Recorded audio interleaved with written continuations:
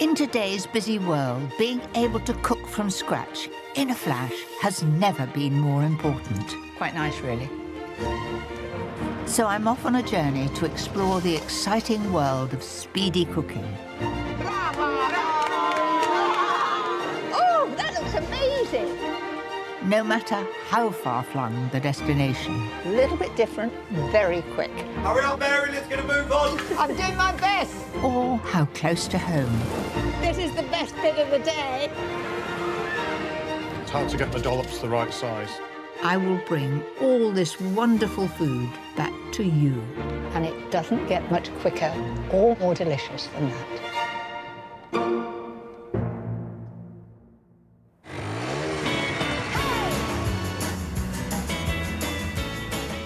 I've been cooking pizza and pasta for decades. But can you believe it that I've never been to Rome? Until now.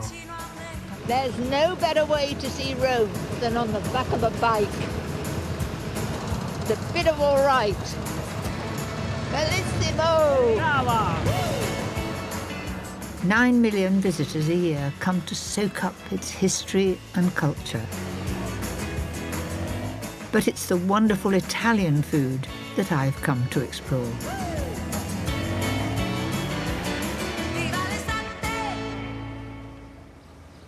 The perfect way to start my adventure is to see pasta being made by hand. And I've found a restaurant that makes it fresh every single day. I think pasta is the ultimate quick meal, and there are over 350 varieties to choose from. It takes just minutes to cook, and at this extraordinary restaurant, just minutes to make. These women take pride of place and make over 55 kilos of pasta every day. Buongiorno! So what are you making? What is it called? Ciabattelle. Ciabattelle. Ciabattelle. Brava! Brava, ottimo! Can I come round the back and have a... Yes, come on. Right, ladies. Oh, magari. Come on. Oh, brava. The ciabattelle spirals seem to be made by rolling out the pasta dough, Prendi il ferro, fai così. then flattening and curling them round what looks like a knitting needle. Please. One. Oh, vai questa. This. No dite. Guarda, aspetta. Aspetta. It doesn't seem to work. Aspetta, Come on, you show me again. No, guarda. Vai. Ah, Ok? it looks so easy. Oh, and No it's easy, okay, no easy.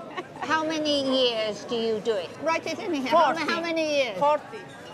40 years. You've been doing this? Yeah. Well, therefore, I will take a long time. Da un secolo, brava.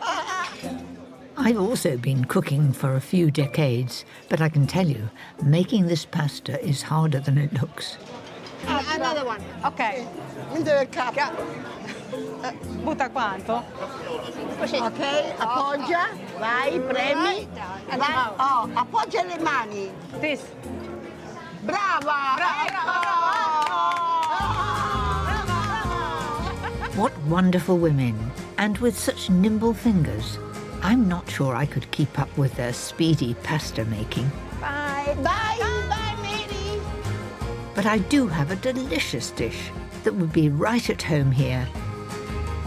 Pimento herb penne.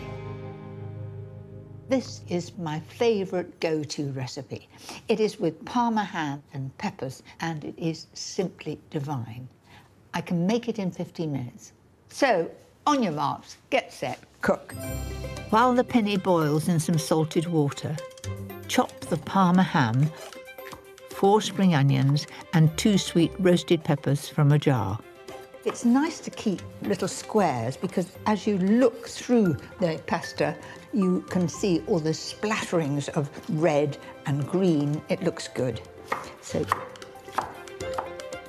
Tip the Parma ham into a hot pan. the aim is to get it nice and crispy, and therefore you've got to keep turning it over. You could use streaky bacon is nearly as good, but I must say I would like to use Parma ham best. When it's crispy, take it out and add some olive oil to the pan to cook the rest. In go the spring onions and the peppers. Nothing if not colourful, look at that, beautiful. To give this sauce a lift, grate in a clove of garlic, add 200 grams of luscious creme fraiche. And I want to have the flavour of this Parma ham, the lovely smokiness, half of it going in there. I'll use the other half to sprinkle on at the end. I'm going to give it a good stir. 2 minutes in the pan is all it takes. How quick was that sauce to make? Dead easy.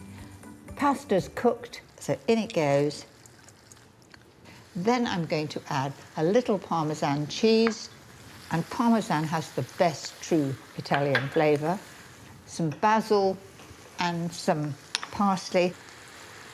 That will give a vibrant colour.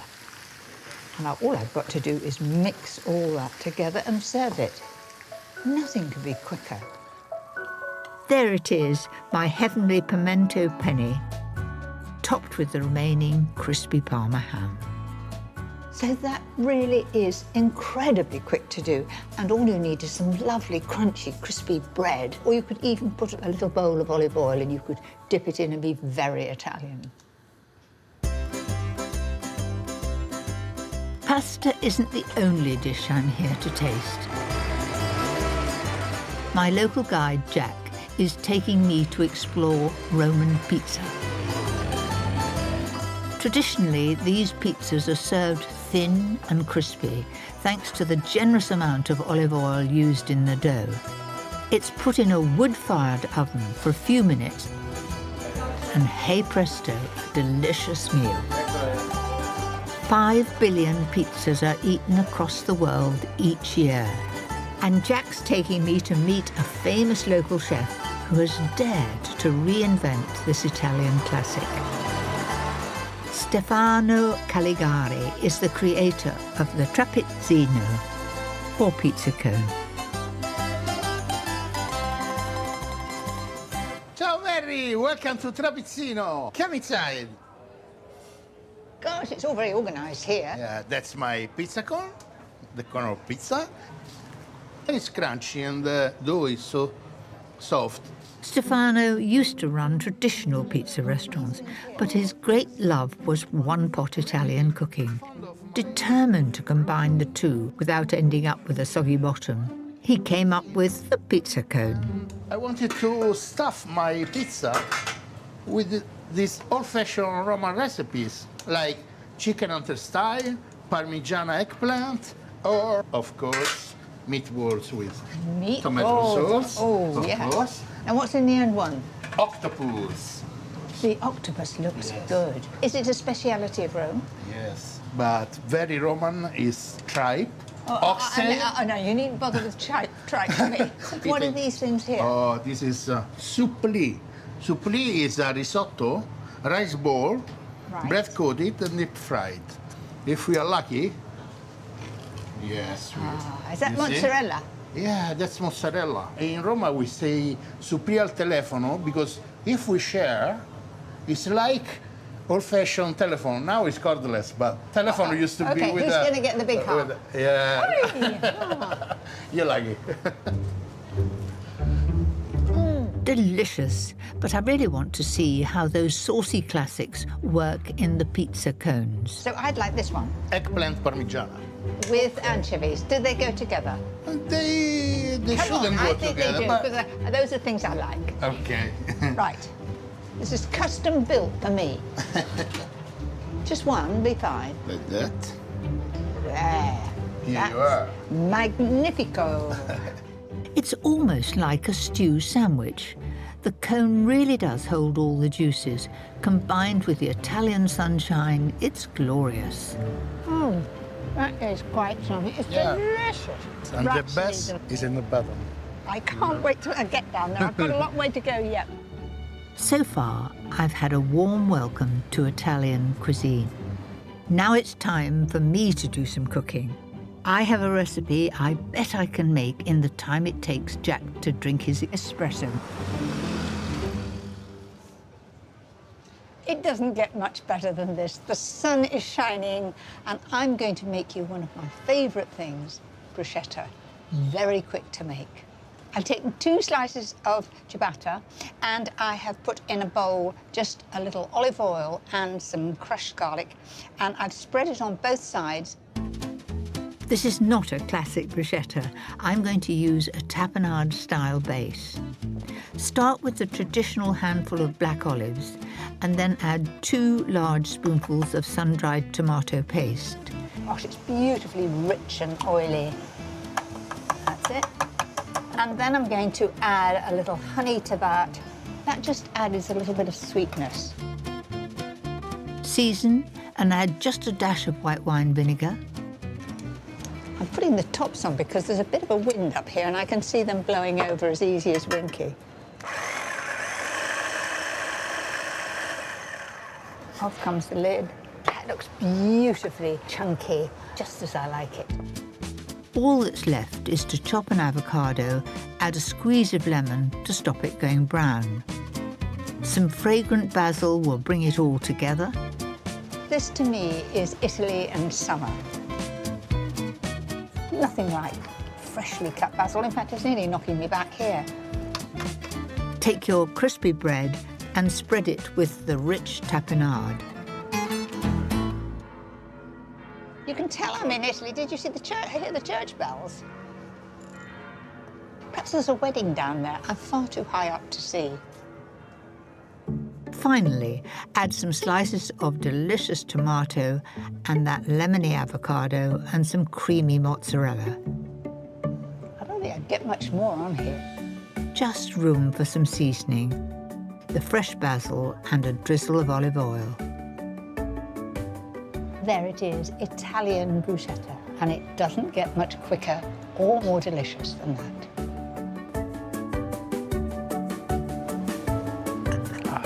Perfect.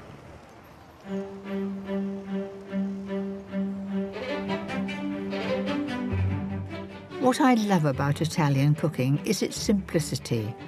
Their dishes seem to centre around only a few main ingredients, something after my own heart. Wherever you go in this beautiful city, you can't escape its culinary influences. The Testaccio area is set near the river Tiber, and this is where those ingredients have arrived by boat for over 2,000 years. Known to locals as the heart of Rome, this area has a thriving food market, and I can't wait to look round. The brilliant chef Christina Barman has offered to be my guide round the 100 stalls in the market. Christina has traded in a career as a graphic designer for one behind the stove. After retraining, she arrived in Rome in 2006. Just a few years later, she won a coveted Michelin star. This glorious market is Christina's second home. She sources all her ingredients here, and at the heart of the market, she has her very own street food store. So, Christina, what is it that you love about this market? This market is true. You can find Romans, you can find people who have been selling. You know, they've had their own stand forever. Look at that pizza. Oh my God, it's awesome. Beautiful, aren't they? I know. I can spy. Yeah, sure. Wait, no, Yeah, there's a little piece there.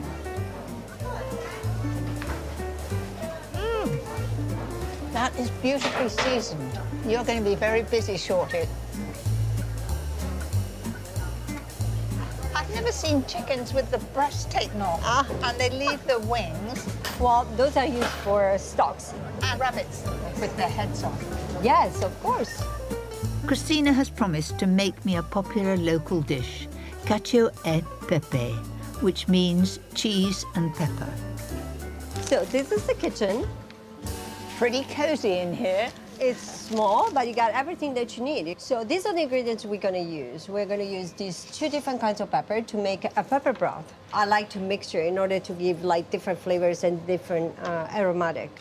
Let's go. She starts by dry roasting the peppercorns to bring out their flavour. I can tell you something, it's an awful lot of peppercorns, and I can see this is going to make us jump. So you see how it's smoking right now? That is decidedly hot. That'll sizzle. In goes the water to start the peppery broth. So it's taking the colour from the peppercorn. Exactly. Now we are going to add a little bit of this. So in goes the onion. Then some celery and some carrots. So, in the meanwhile, this is simmering. Yes. We are going to start the pasta.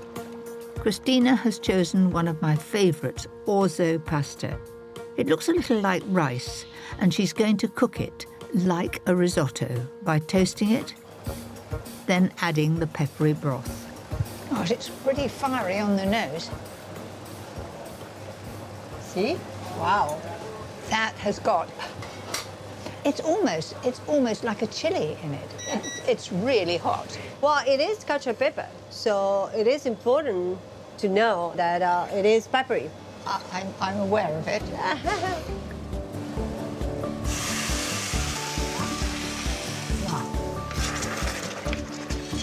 That's beginning to absorb the stock, and it's getting a sort of creaminess to it. Yeah, that's exactly what the risotto technique, you know, you create a sort of cream sauce, basically. Once the pasta has absorbed enough broth to make it al dente, it's time to add the cheese, which is some delicious, sharp and salty pecorino. If it were me, I would be sprinkling it in, but you're not. What have you done to it here?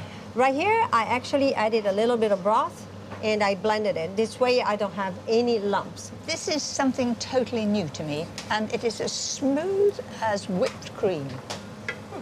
I'm looking forward to the tasting. Almost there, but Christina has one surprise ingredient left. That, to me, just smells salty and from the sea, and I'm none too sure what it is when I look down at it. It's sea urchin. Sea urchin, those spiky things that live in rock pools and you avoid them like the plague. Right. Exactly. So that goes in the bottom. You put this. Right. A little bit of cheese on top. Exactly. This is the moment I've been waiting for. My aim is to get down to that sea urchin. Is it going to give me a shock? Yes. There it is. A little bit of cheese. What have I let myself in for? Sea urchin.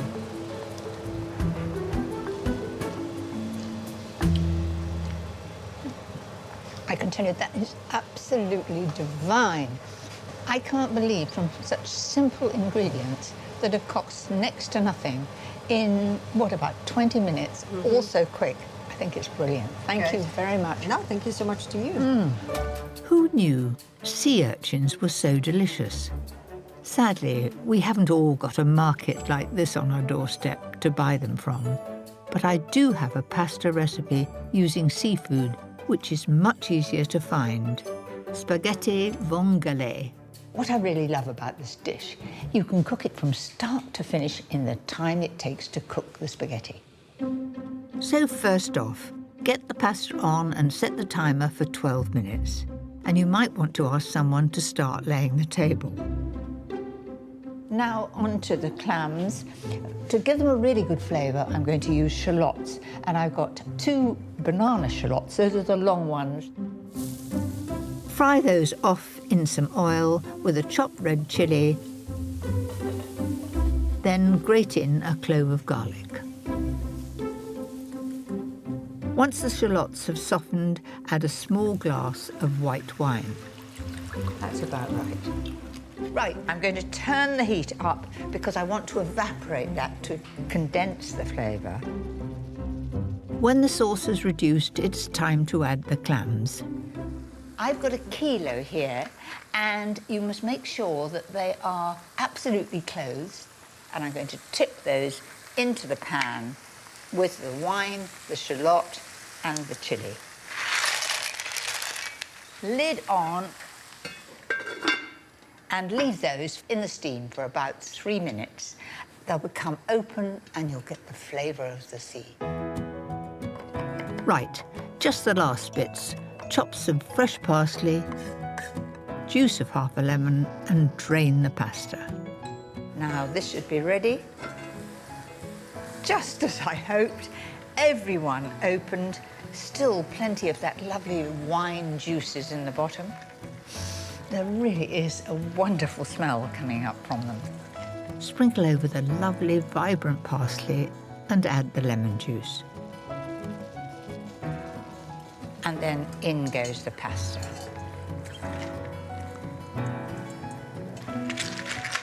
Toss it so everything, the clams are with the pasta and coat it in that lovely wine sauce.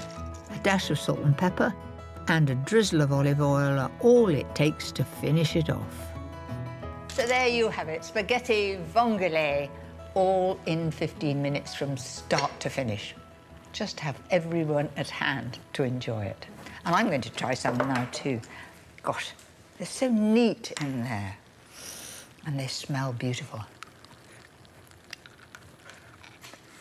That is just fresh from the sea, a little bit salty.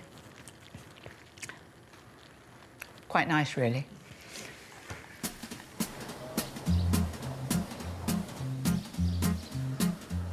Well, I might have had my fill of savoury dishes, but I'm not going anywhere before checking out some of the sweet things that Rome has to offer.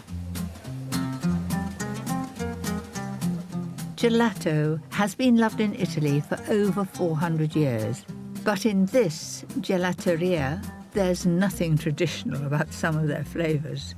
What a selection. Hi. Gracious me. Wasabi, chocolate and wasabi. Yes. I don't fancy that much, but there's a flavour that's caught my eye. I think I'd like, if I may, some of the orange. Cup or cone? Oh, a cone. Cone is very good. Thank you. Okay. That is out of this world. Absolutely beautiful. Rome is full of sweet treasures, but to find some of them, you have to be in the know. There's one family bakery that's been making the same cakes for generations. Sounds like my sort of place. Nestled in the heart of Rome's Jewish quarter, this bakery, run by 4 sisters, makes cakes such as ricotta and sauerbraten cherry, and sweet almond tarts, all to centuries-old family recipes. Morning. Good morning. You are very famous for your cakes. How long have you been here? 300 here. And I thought I'd been cooking for a while. One of the oldest recipes is the renowned pizza ebraica, or Jewish pizza, made with raisins, candied fruit and almonds. It's their bestseller. They look beautiful. Can I try one? Yes, of course. They are a gorgeous colour. I like my toast that colour too. It's good? It's delicious. Legend has it that the recipe was brought to Rome by Jewish families fleeing the Spanish Inquisition. Thank you. Bye. Each cake is a little piece of history. That bakery is one of Rome's hidden gems. To think they've been making the same cakes for 300 years. I think they're onto something. Sadly, their family recipes are a closely guarded secret. But I have one I can share for a delicious modern Italian classic, and you can whip it up in no time. Italy is renowned for its coffee and its puds, and this recipe combines the two. Tiramisu.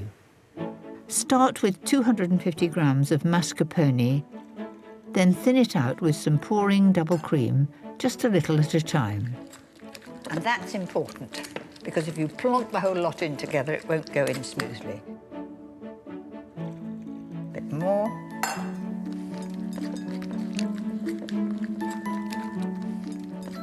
Now that is just as I wanted it to be.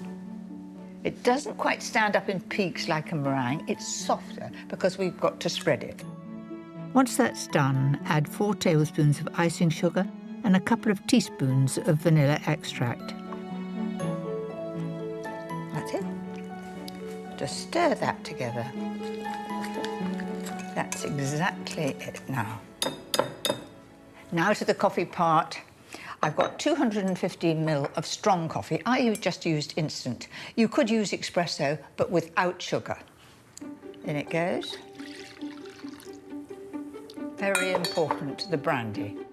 6 tablespoons should give it just the right amount of punch. So.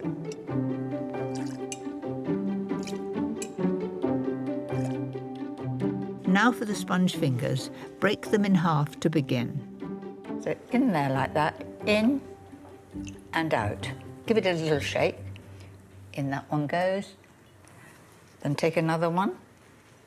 And then you've got to push it down and do a little cross like that. That's it. Time for that delicious cream gently spooned over the sponge. Glance and see if you've been a bit mean to any of them. I think I could have a little bit more than that. A quick sprinkle of grated milk chocolate, and then you just layer it up all over again.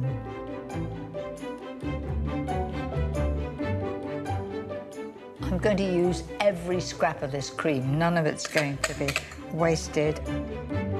Once all the cream is on, pop these in the fridge to firm up. When you're ready to serve, sprinkle on some chocolate. I'm really rather chuffed with that. They're so easy to do, so quick, and the end result is absolutely divine.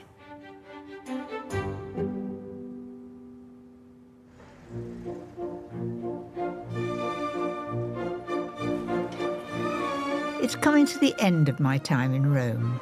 How lucky they are to have all this delicious food every day in their beautiful city. Rome has been everything I ever hoped for and more.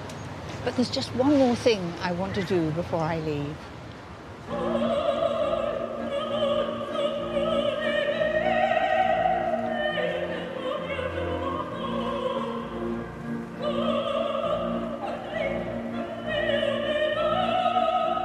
It is, after all, the home of opera.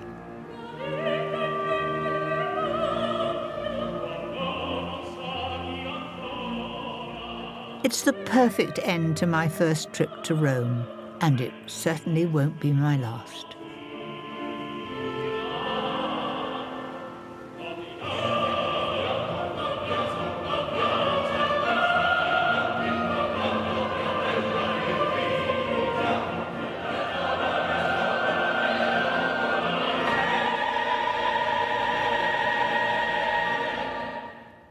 Next time, It's amazing. I love it. I'm thrown in to the frantic world This kind of service is very fast, very busy, very quick. of festival pop-ups. And I'm rather proud of that.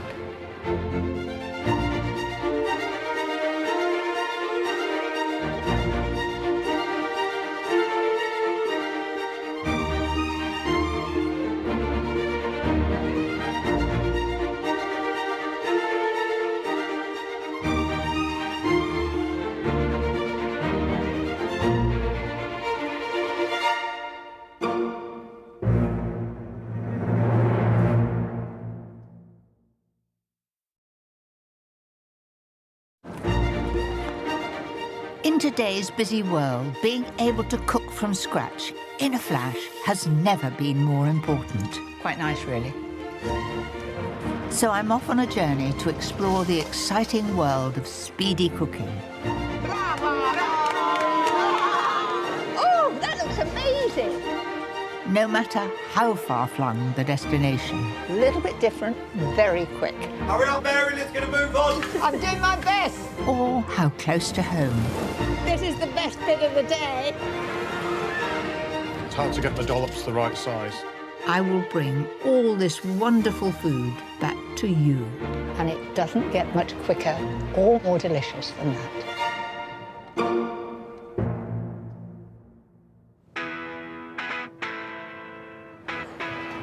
I've been to many amazing places in my life, but never to a music festival.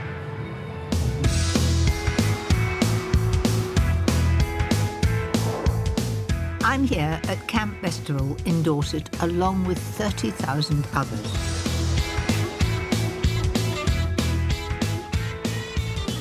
like to say I'm here for the music, but actually I want to explore all the extraordinary food that will be cooked and served over the next 3 days. Hello, hello. Street food has boomed in Britain over the last decade. There's nowhere better to see the pop-up revolution in action than here.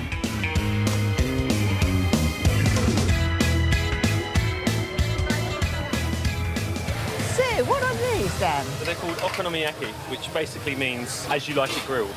That looks an enormous portion. It is, yeah. We like to feed. With 100 food stalls serving a range of cuisines from all over the world, there's something for everyone.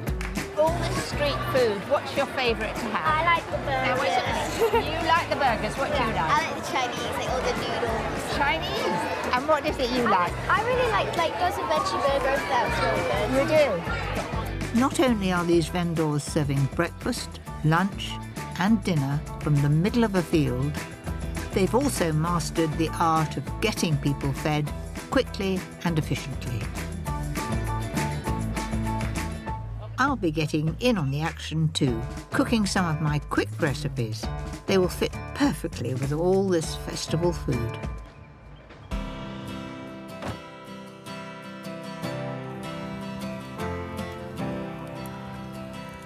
My first stop is Chef Christian Stevenson, better known as DJ Barbecue. He's been a regular here for the last 5 years. Hi, you must be Mayberry. I am. Over the next 72 hours, DJ Barbecue will cook a massive 3,000 burgers, 160 kilos of roast beef, 70 pork shoulders, and a whopping 300 kilos of potatoes. Oh, I like your chopping board for a start. It's half a tree. It ain't going anywhere. It's great, isn't it? He wants to cook me one of his specialities. Ribeye is my favorite cut of beef, and this is Hereford, grass-fed. Lots of fat right here, and that's my favorite bit of the steak. It looks absolutely beautiful. And what's this huge great machine? Looks like a steam train to me. It does. So this is Della. This is named after my grandma. So it's an offset firebox. Right now we're smoking spuds in there. Smoking potatoes. Never heard of smoking Well, it's potatoes. like a baked potato, but we use, wood smoke for our heat, and it's kind of sweet, smoky flavor, and then we chunk them up and make chips. Smoked chunky chips. Now that is a huge steak. You're not expecting one person to eat all that. Aren't you hungry? I'm pretty hungry. I think that would do me for about a week. Yeah. So how do you do it now? What I want from you is to give it a smack with a frying pan, if you don't mind. You got more surface I've only in got here. to think, who do I not like? Okay. Who shall I think of? I'm not telling you. Okay. Yes, keep going. Okay, hold on, I'm gonna flip it and we're gonna go It again. works, doesn't it? Yeah. Okay. This is a novel way to tenderize your beef.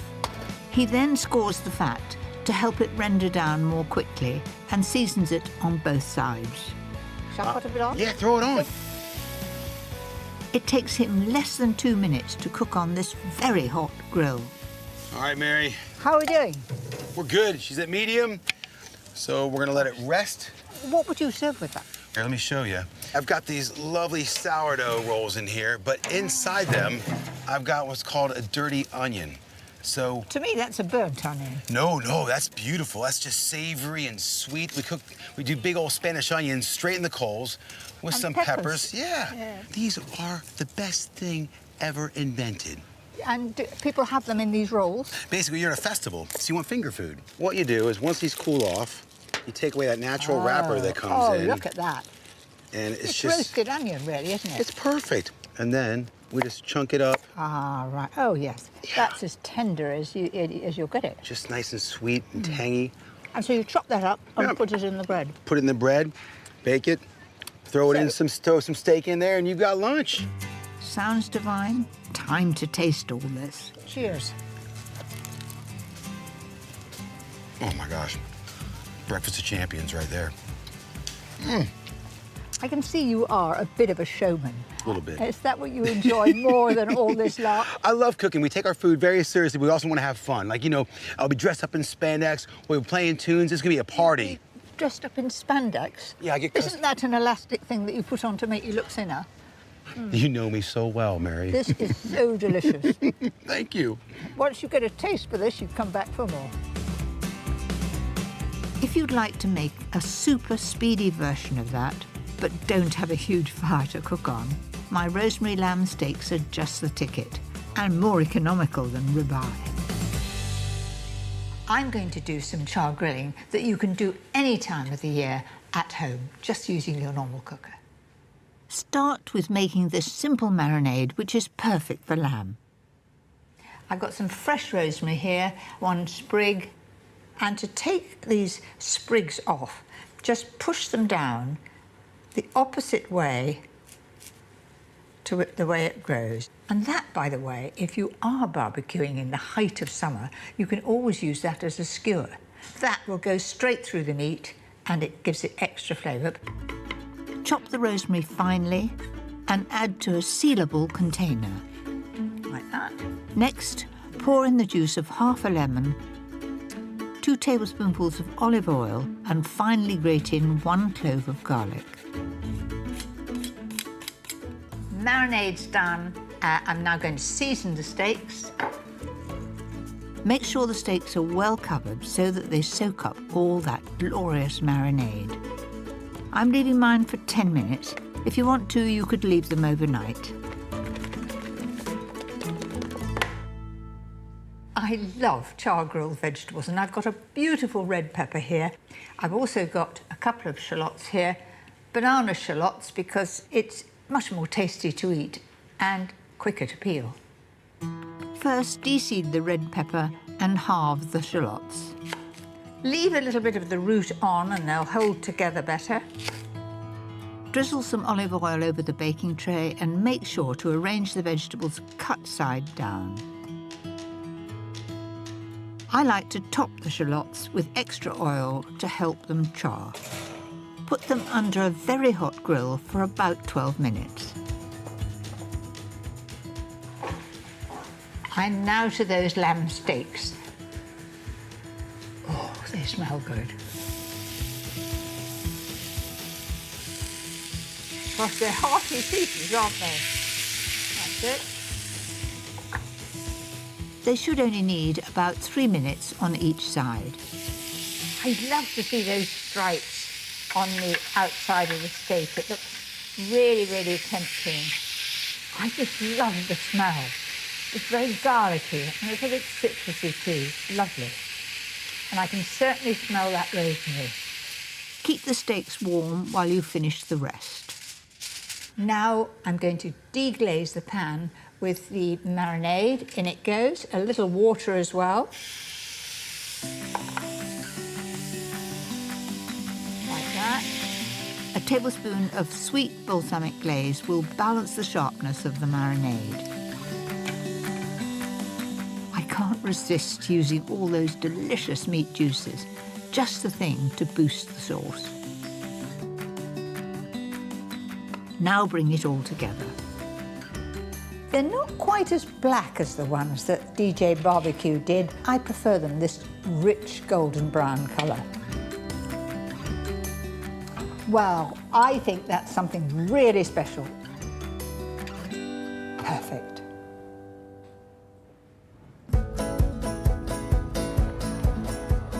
The festival is in full swing, and I suddenly wish I'd come in some fancy dress. Bit tricky if you're cooking, mind you. There are 194 acts performing here. One of my daughter-in-law's favourites, the lovely Rick Astley, is headlining, and I'm lucky enough to meet him before he hits the stage. So, Mary, is this your first music festival? It certainly is, and I'm very excited. I know he doesn't have a lot of time, but Sarah's made me promise to cook for him, if I get the chance. This is it. Come in. Fantastic. Welcome to my truck. Wow, it's amazing. I love it. I'm going to make him a dead easy festival treat, my speedy, cheesy muffins. A little bird says you do breakfast from time to time. Is that right? Occasionally. I'm not much of a cook, to be honest, but yeah, to be honest, breakfast for me is a big deal. I like to eat something early and I feel like I'm set for the day then, so. Well, I'd like you to try my muffins, but I'd like you to help me make them. OK. Right, first thing is to measure 275 grams of self-raising flour. Flour in there. Straight in? Yep. Okay, the whole thing? Whole thing in there. Go. That's it. Black olives, we've taken the stone out. And then 1 level teaspoon of baking powder. You know, the muffin, like a scone, you want a bit of an extra lift. We need an extra bit of extra lift. I always need an extra lift, I can tell you. And then some cheese. I've chosen to use Gruyere. All in? All in. Okay. And then we want some herbs. If you break off those, Okay. it doesn't matter if the stalk goes in because you're going to chop it. Oh, okay. I don't see your knife skills. I know My you've knife- done a little bit of cooking.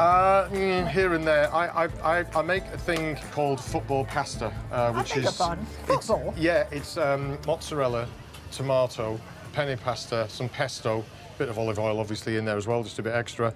And you can make it really, really super quick. So when the football's about to come on and you haven't made anything for dinner, that's something you can always whisk up quick. So yeah, it just got called football pasta in our house, to be honest. So Well, you're now making some quick muffins. Yeah. Pop them all that in there. Okay, And some salt going in there. lovely. That's it. Now for the wet ingredients. It's easy. Mix 1 egg, 50 grams of melted butter and 250 ml of milk. Put that Pour it in. in, Yep. okay. And then mix it with a fork. Now let's have a look at that. Now that is, Looks great. it's a soft mixture. And that's just right for a muffin because it rises well. Over great. there you've got some sun-dried tomato paste. And I'm going to pop that in, a couple of spoonfuls of that. But I'm not going to mix it in really well, so it's a bit streaky. Okay. If you just do it a little bit roughly like Okay. that.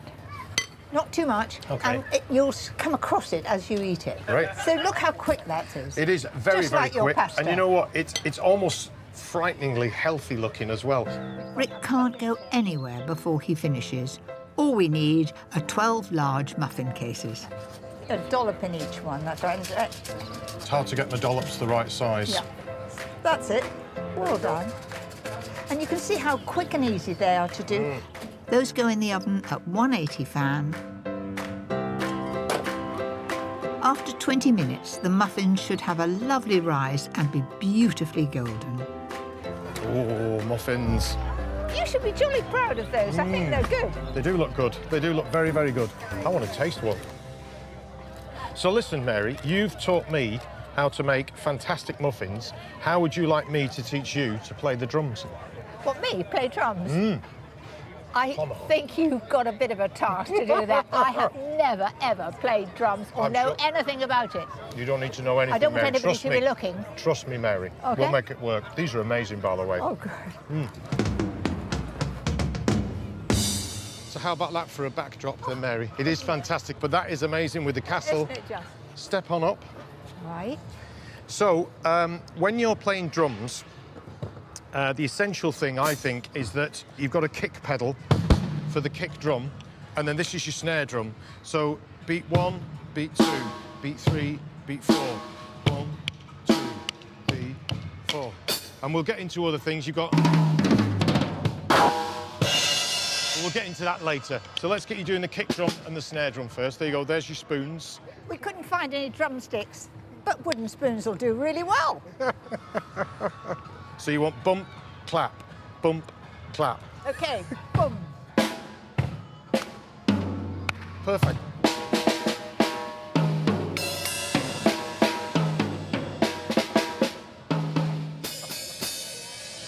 Amazing. You're rocking it. It's the most difficult thing in the world. Oh, come on, Mary. Look, I mean, it's fantastic. Would you come on stage with my band and play a bit of drums? I'll come on the stage and do something as long as you're beside me. I will definitely be beside you all the way. I'll come. Great. Let's I do look that. forward to it. That would be great. I'll worry about my promise later.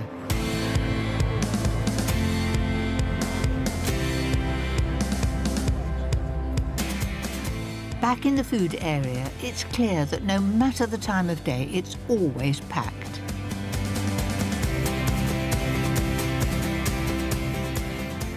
There's one stall that's really caught my eye. Hello, I think you're Zoe. I am Zoe. How are Right. you? Very Lovely nice to to see meet you.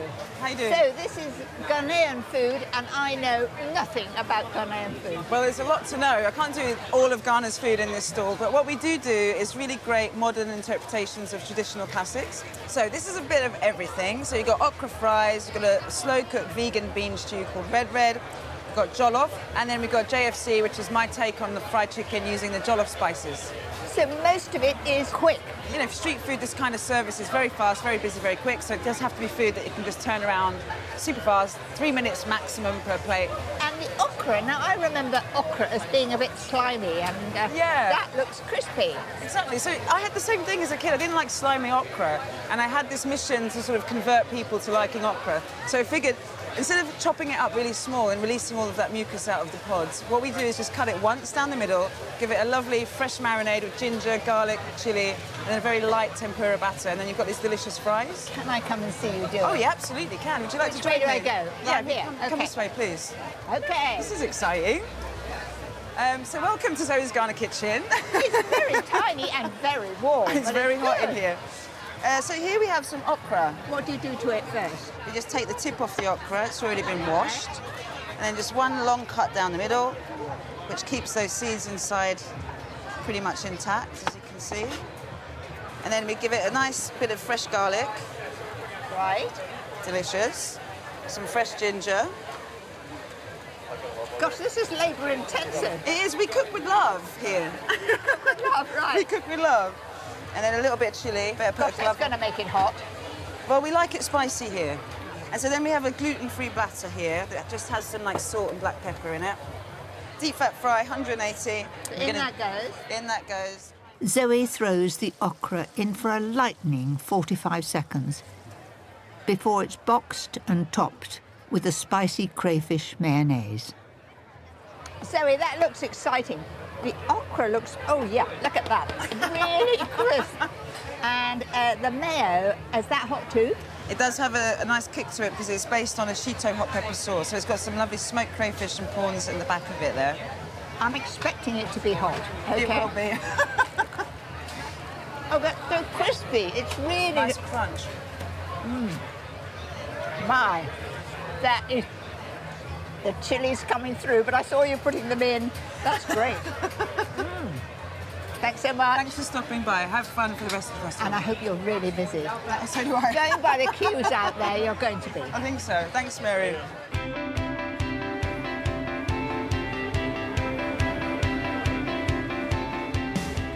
I loved meeting Zoe and tasting that spicy Ghanaian food. It's incredible the range of dishes that are on offer here. My next recipe would fit in perfectly with the mix. Pesto and honey glazed vegetable kebabs with a cabbage and fennel slaw. Best to start with a sticky glaze for the veggies. I've got in the bowl just half a clove of garlic, crushed. Then I'm going to add a teaspoonful of pesto in there, and then a teaspoonful of honey. I'm going to judge it. That's exactly a teaspoon. Add 2 tablespoons of oil and season.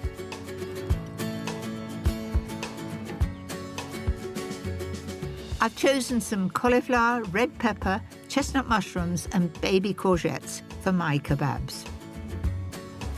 Don't use big courgettes because they'll be very watery. Now don't squash them up too much because they won't cook evenly. So just pull them apart just a little bit and the heat will get in between. Don't forget to pre-soak the wooden skewers to stop them burning in the oven. So that's the last one of the 6, right through the mushroom there, onto the tray. The honey pesto glaze will help the veggies to brown more quickly. Put them into an oven at 200 fan for 10 minutes. And while that's cooking, I'm going to get on with my fennel and cabbage coleslaw. Finely slice a hispy, which is a crisp, tender cabbage with a sweet taste. Then 2 fennel bulbs.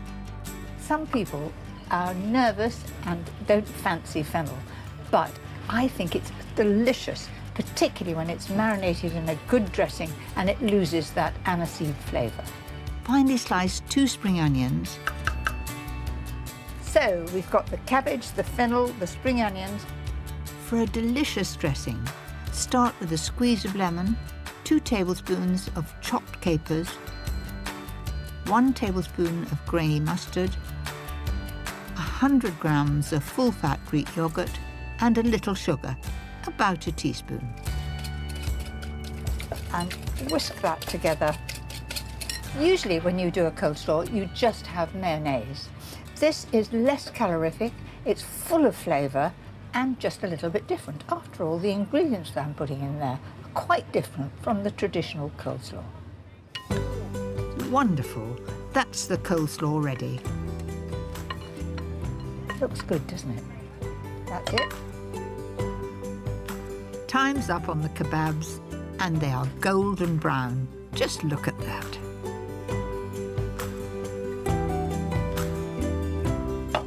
There you have it. Cabbage and fennel slaw and my glorious kebabs. Also very quick to make, and I'm rather proud of that. With all this savoury food, I'm off to hunt down something a bit sweeter. There you go. Yes. Hello. Are you all right? Yeah. Maybe marshmallows and fresh strawberries covered in hot melted chocolate. They seem to be very popular, made and eaten in seconds. But I'm always partial to some homemade ice cream. I have one last mouth-watering recipe that wouldn't be out of place here. My rum and raisin ice cream with golden glazed pineapple. I started by soaking some raisins in rum that was brought to the boil. And now they're beautifully plump and there's absolutely no surplus liquid. To make the ice cream, it really couldn't be simpler. I've got 300 ml of double cream, and the double cream is pouring double cream. There it goes, the real thing, nothing better than that. Whisk the cream until it holds its peaks. Be careful not to overbeat, otherwise it will separate. That looks fine. Add a tin of full-fat condensed milk. I love condensed milk, and it's taking a lot of effort for me not to dip my fingers in that. Then I'm going to just fold that in. The condensed milk will act like the custard does in a slow-made ice cream. All that remains is for me to put these raisins in. Give them a good stir. Wonderful. I'm pouring the mixture into a sealable container, but you can also freeze it in 6 separate ramekins if you want it set even faster. That's right to the top. I'm just testing, just to see if it's going to be all right. It's rich and creamy. It's absolutely delicious. On with a lid.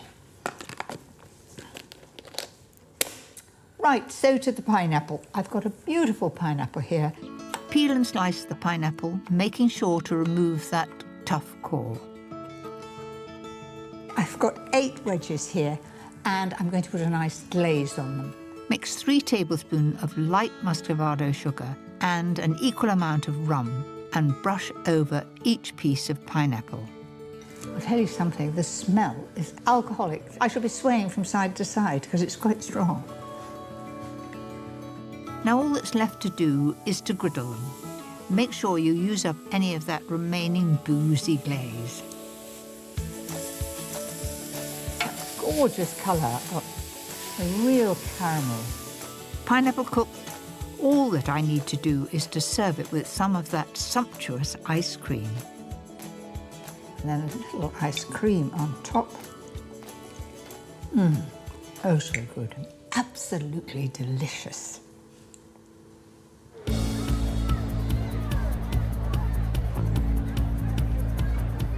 As the sun goes down, the festival really comes alive.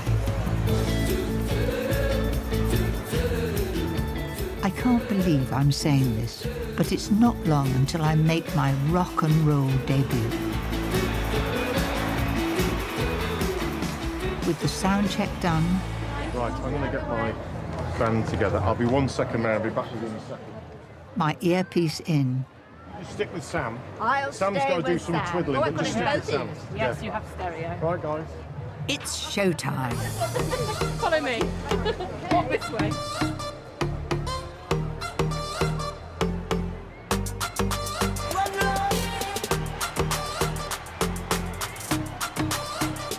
You'll be wheeled on like royalty. Make some noise! Bring Hearty! We're going to play you a new song, everybody. It's a beautiful life. All right, all right. Yeah. We kind of need another drummer. We need a second drummer. And I'm wondering who that drummer could be. I'm thinking maybe if we got Mary Berry to come out and play drums with us.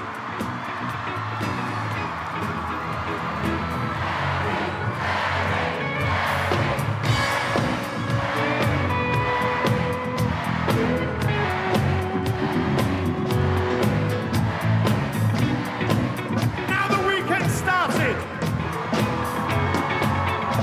Give it up for Mary Berry, everyone. Give it up for me.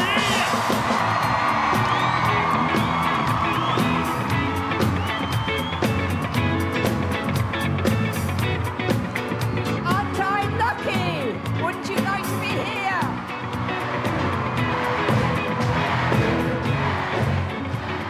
I can't believe that I actually did that. Next time, the incredible spices of Morocco. You're used to it, I'm not. And my quickest dishes It's wonderful. that make the most of them. Gosh, this smells good.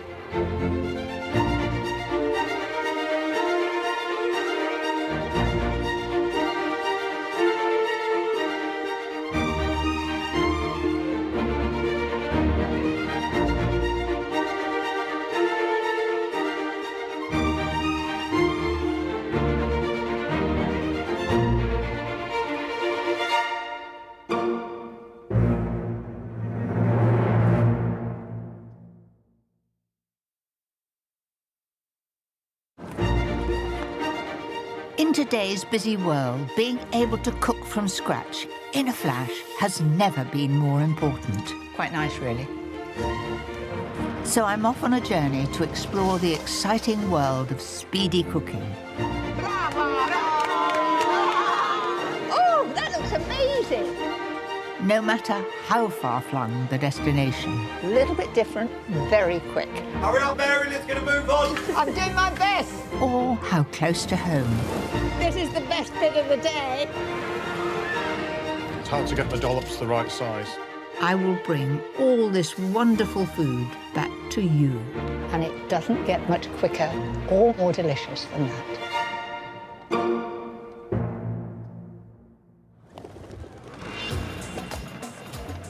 There are so many dishes that I'd love to cook that have been inspired by this place.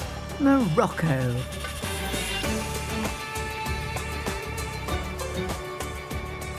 The amazing spices,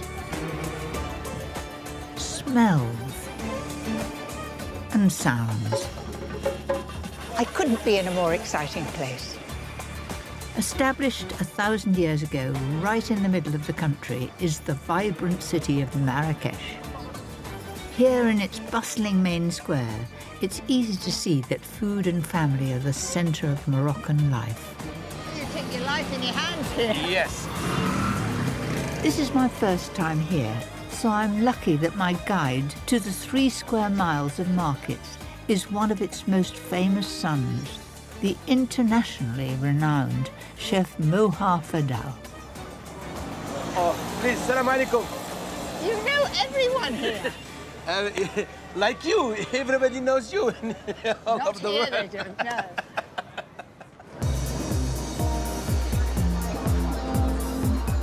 These extraordinary 11th century markets in the centre of the Medina, or Old City, boast more than 30,000 craftsmen, selling everything from clothes to trinkets and handmade goods.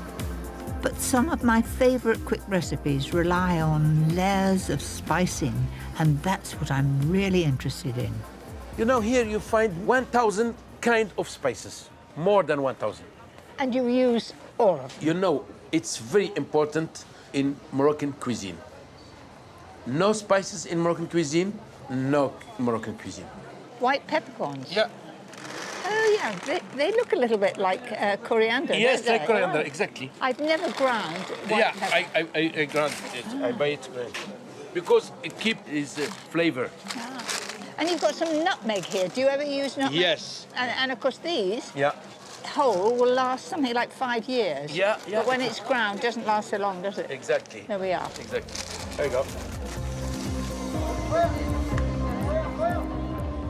Moroccan cuisine is more about slow cooking as a rule, like this traditional tajine. But I have a version inspired by all these spices that's really quick to prepare.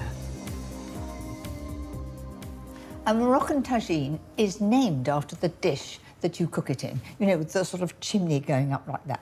But I haven't got one. Make it in a casserole pot and it will taste just divine. This dish will need an hour and a half in the oven later, but you can prepare it in less than 10 minutes. In my book, that's quick. First, dice and brown 750 grams of lamb neck fillet. Keep the pieces small to speed up the cooking. That's it. In goes the onion and the celery. Then in with the ginger and garlic. Just let that cook for a few moments. Now it's time for those wonderful aromatic spices, starting with cumin, coriander and sweet cinnamon. Almost my favourite spices, and it was lovely to see so much of them in the markets. To follow the fiery harissa paste. So that's 1, 2. The next layer of flavour is tomato puree and chopped dried apricots. Apricots are everywhere in Morocco, whether they're fresh or dried, and they use them in everything. Finally, a tin of chopped tomatoes, 450 ml of chicken stock and a tablespoonful of honey. In Morocco, they really do sweeten all their savoury food, and you certainly get used to it. To balance that sweetness, throw in 2 chopped preserved lemons. Because their food is rather sweet, when you add the lemons, it sharpens it up. It's a lovely sort of mélange. Add the lamb to the mix, then into the oven 130 fan for an hour. Once the hour is up, throw in a tin of chickpeas and back in the oven for a final 30 minutes. Now all you have to do is serve. So there it is, my lamb tagine. For me, I would most likely make it the night before and just reheat it on the day. And that gives it time for all the flavours to get through to the meat.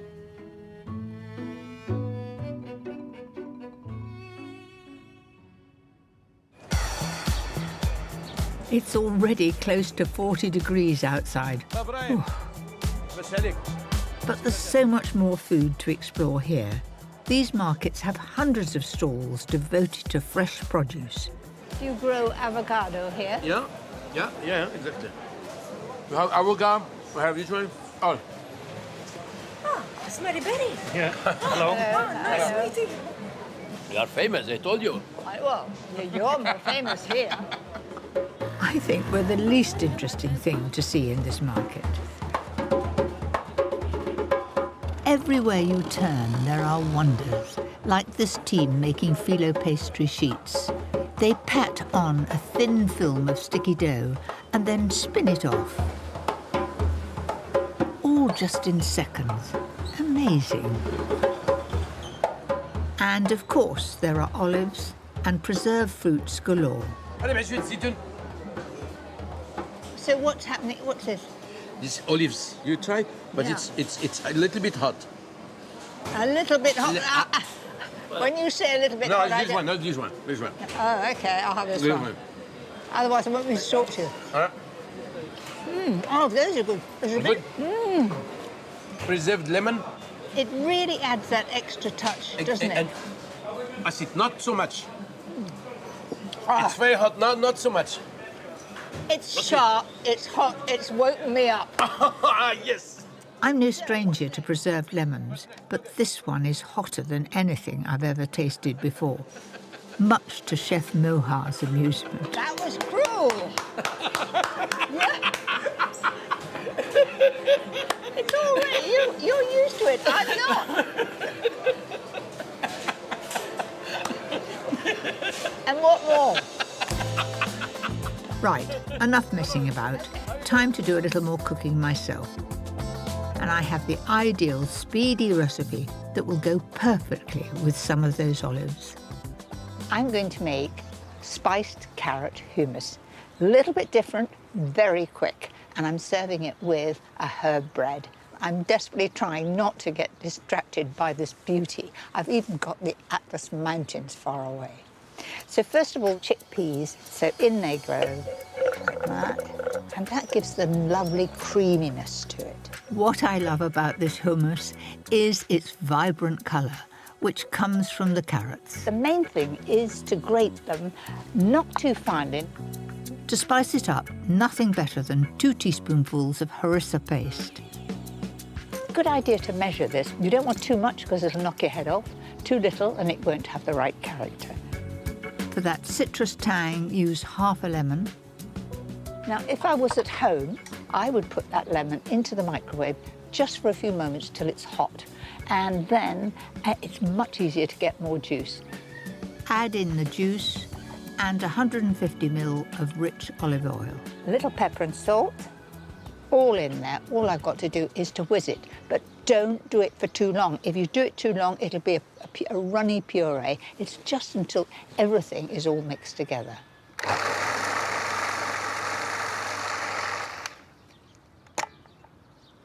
That's looking good. The flatbreads are easy. Chop up some basil and parsley, add a clove of garlic, 225 grams of flour, salt and warm water. Haven't had to warm it. The sun's done it for me. So in it goes. Finally, 2 tablespoons of olive oil and voila!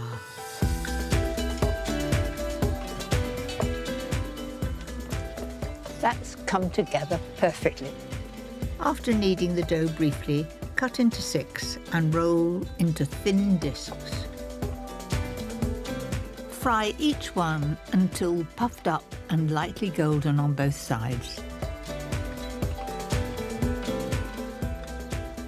What better to go with my spicy carrot hummus?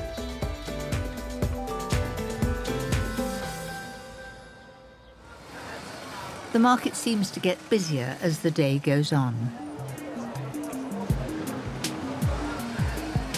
Food in Marrakesh is wonderful, but the locals tell me that the best food is to be had in the home.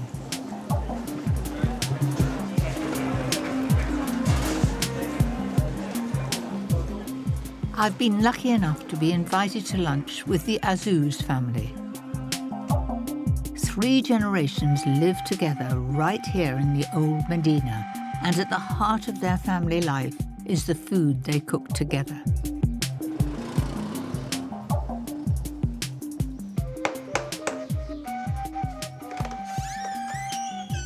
Hey, Miss Mary. Please come in. Right. Welcome to our house. This is my auntie. Good morning. Bonjour. Bonjour. Ça va? Enchantée. Enchantée. Vous faites le pain? Oui, je fais le pain marocain. Chaque jour? Oui, toujours. Every day you make... Chaque matin, on fait... Yeah, every morning. Every morning you make bread. Yeah, it's in our tradition, so... It's a tradition. Yeah. Tu veux faire le pain? Merci, merci. Gosh, it feels such a beautiful, soft dough. Yeah. Now, should With I wet... water? A little tiny bit of water. This is new to me because I would put oil on me. Oil, yeah. Right, so I do it differently from you. with as you were doing, with great panache. And then I'm trying to get it just the same as yours. That's good, yeah. Yeah.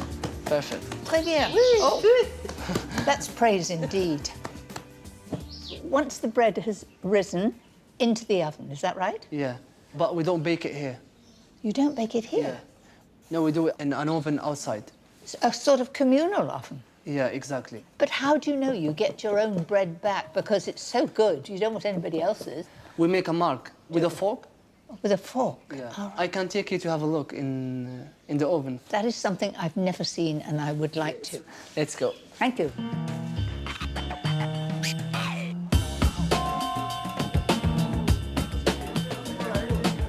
There are over 60 communal ovens dotted across the city, and they are very popular. It's a cheap and efficient way to get your bread baked, costing less than 10 pence. Do you know, I can smell the bread. There's nothing like fresh bread. Yeah, we must be near. Here we are. Gracious me, it's so hot, and it's just like an Aladdin's kid. So he's gonna put it inside. So he's gonna leave it for 10 minutes. Only 10 minutes? Yeah. It's a busy oven. Up to 800 loaves are baked here every single day. Yeah. Gosh, they're all the way back. Yeah. His hands must be really, really tough because he's taking them out straight from the oven, no gloves on, nothing. Yes, he must be like leather. Look. In next to no time, it's ready. Oh, there's a rice. Yeah. It's already fine. baked. Can you smell it? Oh, sheer heaven. Yes. Let's wrap it up and take it home quickly. Yeah. Okay. Let's go. Thanks so much. Bye. No time to dawdle, as back in her riad, Auntie Miriam is ready to serve. She's made a honey chicken, olive and herb tajine with an aubergine pepper salad. I can't wait to try it. Like the locals, I'm going to use my bread as a fork to eat it. So we eat this way. Right, okay. 3 fingers? Break it off. Yep. Yeah. In Morocco, we say Bismillah.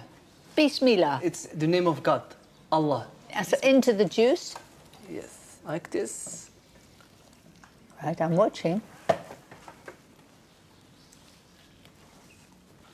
Is it nice? It's wonderful. Auntie Miriam, that was fantastic. Thank you very much. Thank you. Your English is improving by the hour. It's good, isn't it? Yeah. I'll stay a bit longer and you'll be fluent. These children are so lucky to grow up with all this beautiful home cooking.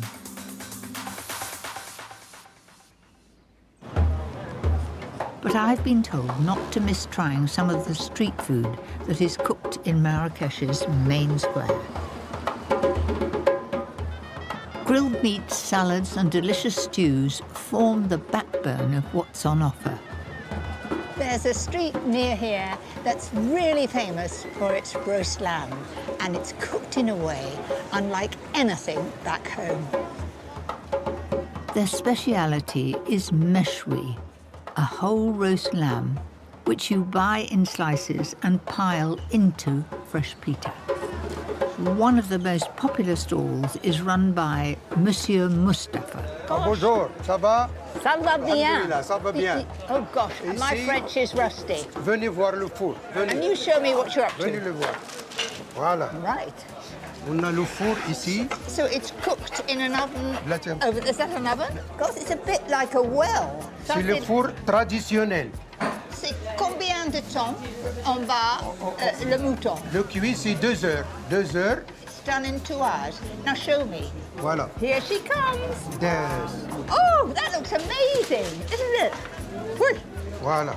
Look at that crispy skin. Voilà. Well cooked. And to top it off, he's sprinkling on a salt and cumin mixture.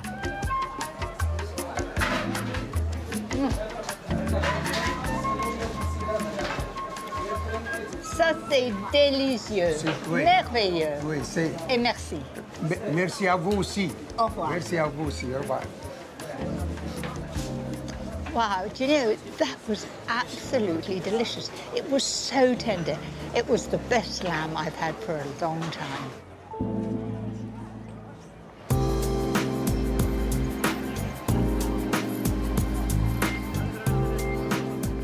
In amongst the street food is something that would have gone perfectly with my lamb, if I was at home, that is. I've never seen a store with just mint for sale as the only fresh herb. Looks a bit like apple mint, but the one I like is this one with no flour. Oh, it smells absolutely fantastic. And what a big bunch. How much? €2. I'll take it, thank you. I want to show you a quick salad that is so refreshing and makes the most of these fragrant herbs. Thank you. Merci. Oh, I'll enjoy this. My Moroccan summer salad with garlic and lemon dressing. Drain a tin of broad beans. Then slice a bunch of spring onions. In they go. And I put some of the green part at the end there, that's good.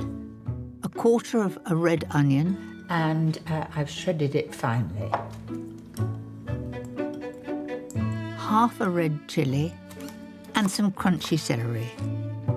Cook 100 grams each of bulgur wheat and quinoa and add to your mixture. Every grain separate.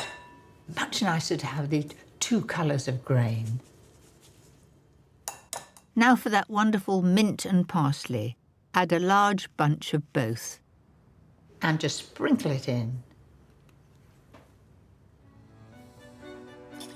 To finish, dress with white wine vinegar, garlic, lemon and olive oil. And it's really going to be full of flavour. How about that for a reminder of Morocco? All we need to do is serve.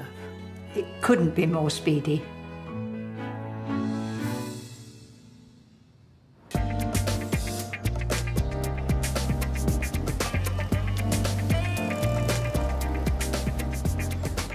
The heat of the day has driven away the crowds, and while it's quiet, my friend Chef Moa has invited me to his restaurant.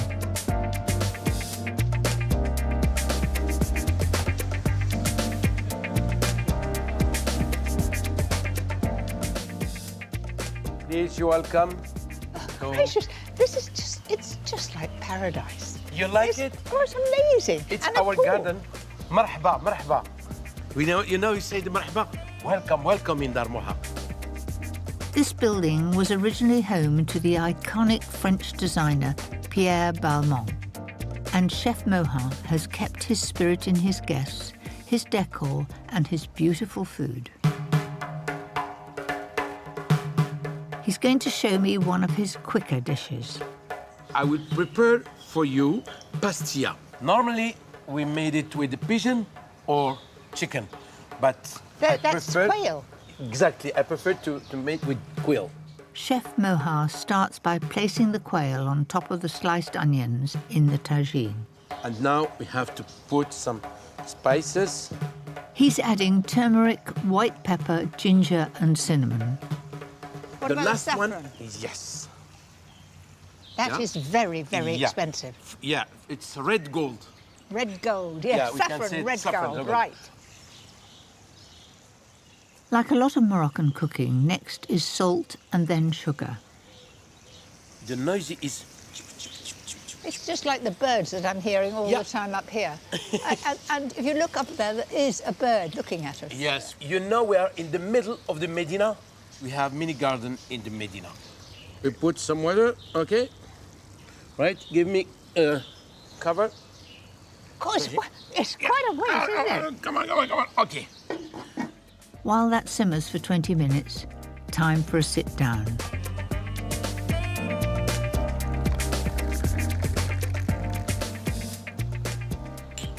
Saha. I've learned that. I've had my dictionary.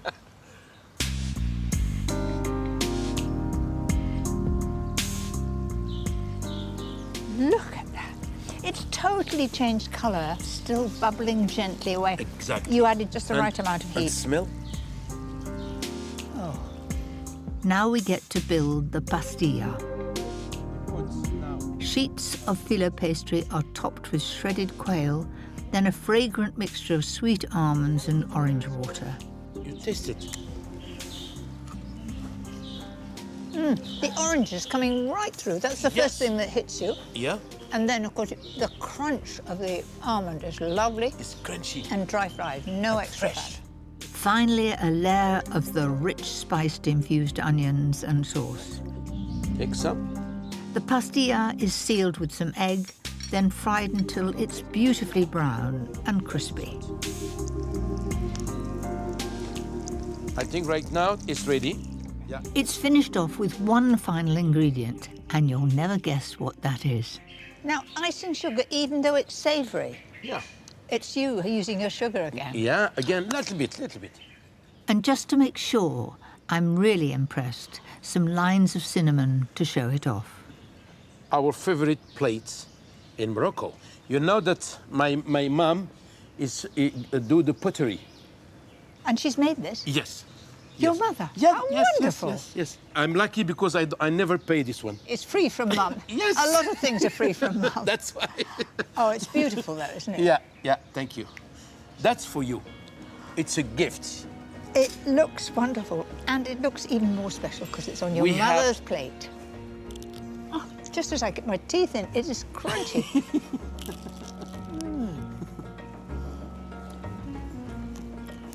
It is blissful. Really? There is not so much sweet. Who are you kidding?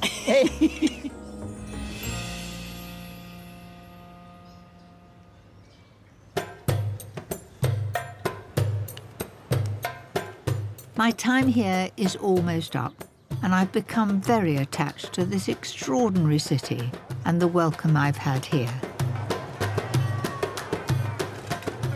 I don't think I can leave without cooking something for my friend, and obviously it has to be sweet. If you don't have a lot of time and you want to impress, I have the perfect recipe. This is the ultimate quick-baked pudding. Apricots, almonds and masala, all things that I absolutely love. Destone 6 fresh apricots by slicing down the crease and round the fruit, then giving it a good twist. Look at that colour, isn't it blooming, gorgeous? They're slightly underripe, and that is better because they cook well and keep their shape. You can also use peaches for this dish if you like. Place them cut side up in a shallow buttered dish. And I'll just pack them in so they touch each other. That's it. For the crunchy topping, crush 50 grams of amaretto biscuits.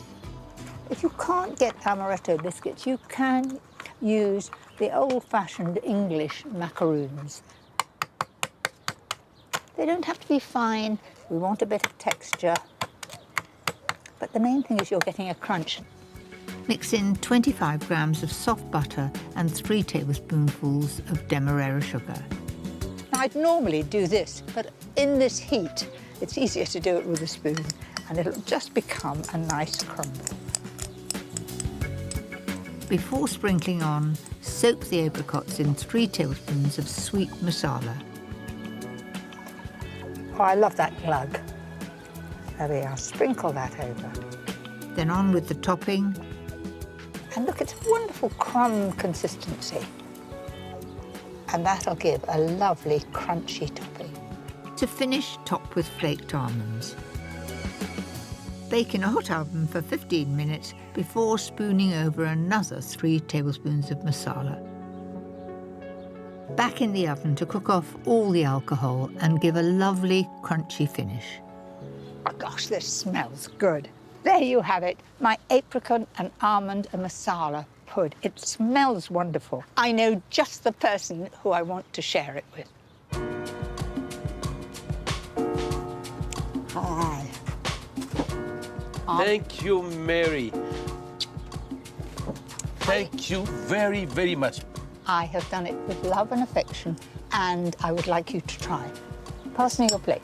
There are lots of apricots in Morocco. In England, we only have a very short season of imported ones. We don't grow them. Now look at this. This juice is a wonderful syrup. I'm waiting to see what you think. Mary, delicious, really. Good. That's my first time to eat tajine with fresh apricot and with the almond. The taste is, Mary, can I do something? I wonder what it's going to be. Oh, lovely, thank you. 1,000 thanks, and I'm very, very farhan and lucky.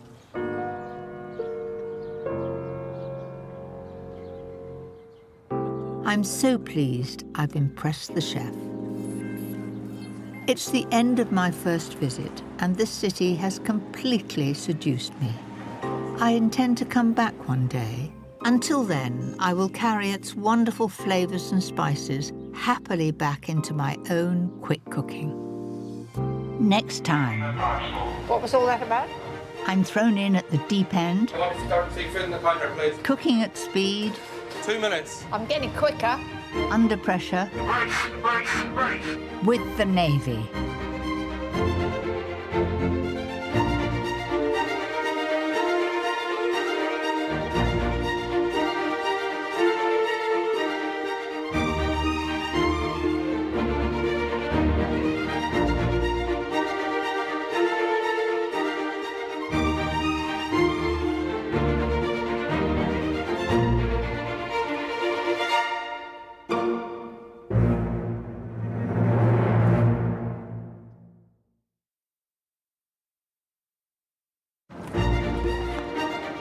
In today's busy world, being able to cook from scratch in a flash has never been more important. Quite nice, really.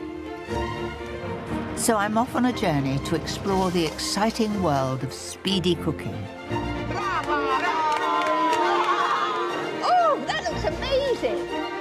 No matter how far-flung the destination. A little bit different, very quick. Hurry up, Mary, let's get a move on. I'm doing my best. Or how close to home. This is the best bit of the day. It's hard to get the dollops the right size. I will bring all this wonderful food back to you. And it doesn't get much quicker or more delicious than that.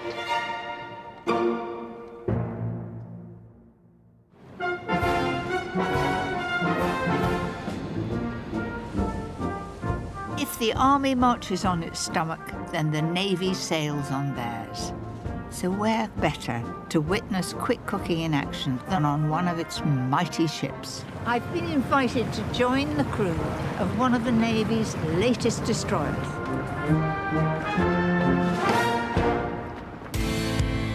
I can't wait to see just how they manage to feed all these sailors, often with time and money at its tightest. And of course, I'll be sharing some of my own speedy recipes that couldn't be easier for feeding your own masses when time is of the essence.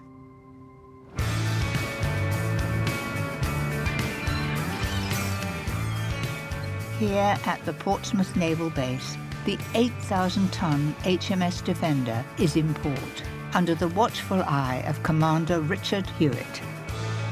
Mary, good morning. Good A very warm morning. welcome to Defender. Thank you very much. I come bearing gifts. You might guess it's something to eat. That's very kind. Thank you very much. For the last 3 years, Commander Hewitt has sailed this crew through war zones and humanitarian emergencies. It is clear he runs a very tight ship. Oh, what a view. Absolutely. Welcome to the bridge. Why don't you take a seat in the captain's chair? Is that all right? I think this one occasion, Mary, yes. Hey, here goes. Oh, it's frightfully grand. Well, I'm quite happy here. I feel in total command. What is the most exciting or the best part of your job? From a personal perspective, I think going to sea for that first time when you've been alongside for a while and been out to sea in the ship with the ship's company is fantastic. Oh, perfect. Oh, that's a good sign. Thank you very much. I know there's a lot to see, but before we set off, a quick cuppa and my ginger oat biscuits. Are you a dunker? No, I'm not. Neither am I, so we won't. Superb. Phew! I'm glad I have the commander's seal of approval. But let me show you how quick they were to make. Very simple to make. You just put all the ingredients in one pan, and that's all I've got to wash up. Mix in 150 grams of butter, 1 tablespoon of golden syrup, and 175 grams of sugar. I've chosen to use granulated sugar because it gives it more crunch. Leave it on a low heat for a few minutes. The butter has melted. Off the heat. What makes these so crispy are the rolled oats along with self-raising flour and semolina for extra crunch. I put it in my shortbread too. I think it's a very good ingredient. Now to give these biscuits their warming spice. Ginger powder, 2 teaspoons. If you like it particularly spicy, you could add another teaspoon. That's how I like it. After a good stir, spread the mixture evenly in the tin before slipping into the fridge. Putting the mixture into a tin means you get a very thin layer and it'll cool very quickly. I always divide the mixture into equal-sized squares before rolling into balls. It's a perfect thing to do on a wet afternoon. Press them down gently and leave enough space as they'll spread in the oven during baking. So don't worry that it's cracking at the edges, that's what it should do. So there they are, ready to go into the oven. They will only take about 15 minutes to crisp up beautifully at 160 fan. They smell really buttery. These biscuits are quick and easy, but you'll have to hide the tin because they're so delicious, they'll be gone in no time. How simple was that? My wonderfully spiced ginger oat crunch biscuits. Perfect.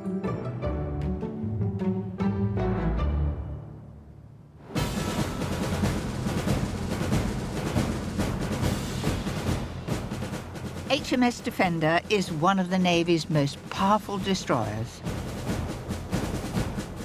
Whilst in Portsmouth, she's being upgraded with cutting-edge technology. Today, the crew are taking part in a war exercise led by their commander from the operations room. This simulated attack on the ship is to prepare them for the real thing, should it ever happen. Now hostile 6256 based on enemy radar. It's easy to forget that even in a battle situation, the 240 crew still need to be fed, and it has to happen in minutes.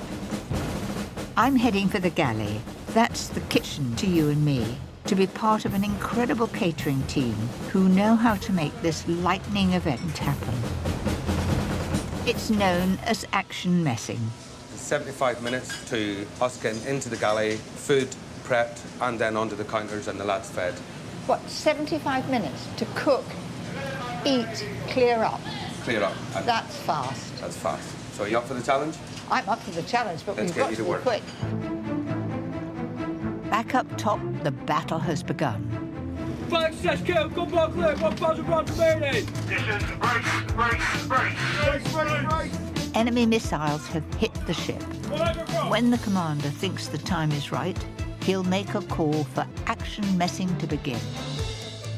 It's giving us our times, so I can just quickly look at the clock and go, right, I've 10 minutes left, I've 15 minutes. That's clever, and they wipe it off afterwards? Yes, yep. It's us. All right. This is real cooking against the clock. Now we've got just 75 minutes to get 240 meals prepped, served, eaten, and cleared up. Spuds, please, if you can get them on, get them in the steamer. Amy, if you can get the pizzas on, please. Let's go, come on, with 70 minutes. Come on, girls. Today, it's cheese and salami, pita pizzas, and sautéed potatoes. So we start laying these out then, Mary. So one person will go with tomato sauce all the way across. The next will put cheese on top. Right, Mary, this is for you. How much do I put on? 4 or 5 pepperoni straight on top all the way across, please. That's 5 minutes gone, team. 25 minutes to service, yes? OK, we're going as fast as we can, and the girls are going faster than me. Seems to me like lightning to get 240 meals done. Today, the missile simulation has caused a fire and a flood on board. 2 pot pieces! Fire, fire, fire! Fire in the dance floor! The great command That's 10 minutes gone, team. 20 to go.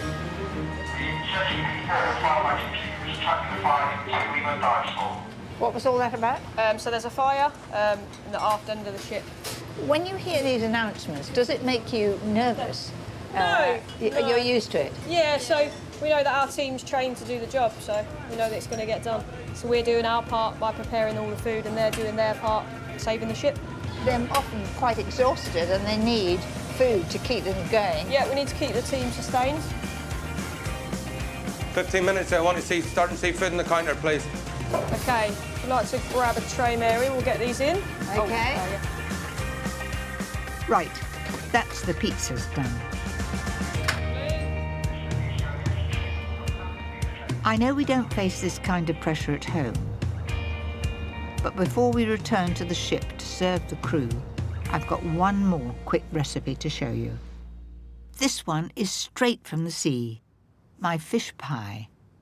The secret to its speed is in the topping. Instead of having pastry, which takes time, it's a simple crumble made from breadcrumbs, oats, cheese and herbs. To start with the fish, I've got 650 grams of pollock, and I'm just going to cut it into cubes. Now to the sauce. Mix 50 grams of butter with 50 grams of flour over a low heat. And it just looks like a thick paste at this stage.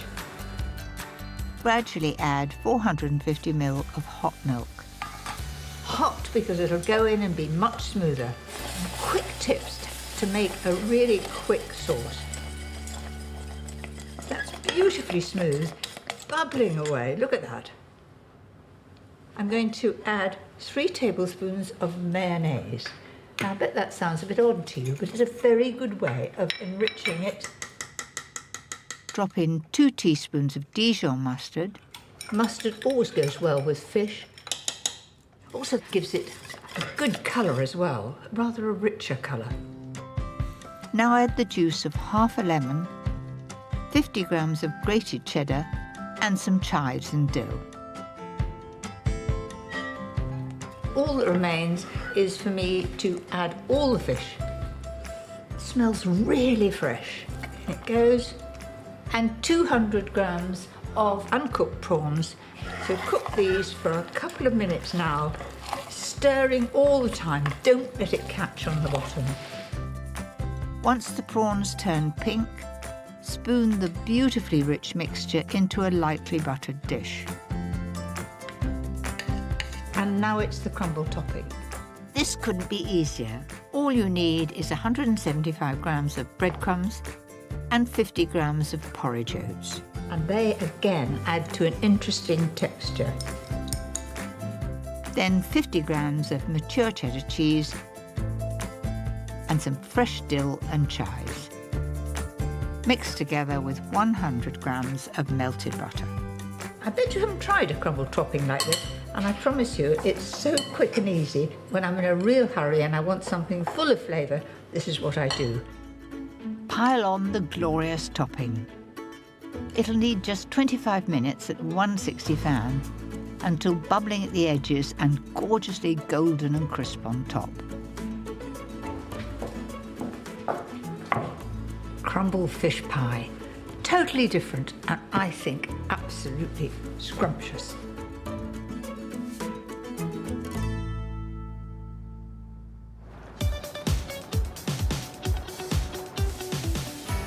Back on HMS Defender, the clock is ticking and it's nearly time to serve. 6 minutes on the potatoes, and I'm ready with the pizzas. Our time to contribute is fast approaching. Go! Go! With 240 sailors to feed, the next challenge is to get as much plated up beforehand as possible. This will keep them going. And it looks tempting, doesn't it? Gina, will you be ready in 5 minutes? Yeah, ready in 5. The first lot are on their way down now. Straight from the oven. Quick as we can, 7 minutes, get through, eat, get back to where you come from. Here we are. Thank you very much. Okay, that's it, all right. Cheers. Okay, cheers to you too. Hurry up, please, Mary, let's get a move on. We need to get these people through. I'm doing my best. Hey Mary, how are you? I'm all right. All good? Oh, Roger, I'm moving on, Thank you. Oh dear, I better stop chatting. I can see they're concentrating on getting that food down quickly. There we are. Paddy, that's it, last man through. Okay. Last man, let's shut it down. Good teamwork. Yeah, very good teamwork. It's not over yet. The galley now needs to be completely cleared down and everything packed away. Paddy, putting us to shame. Asbestos hands. Asbestos hands. I like it. Well worked, Mary. Can I pass them over top to you? Take that, Mary. 2 minutes. You can do it. Come on, Mary, you can do it. That's it, last dish. I think we're there. Wait a minute. So, are we there? We are done with 2 minutes to spare, Mary. What a great team, weren't we? 240 people in 70 minutes.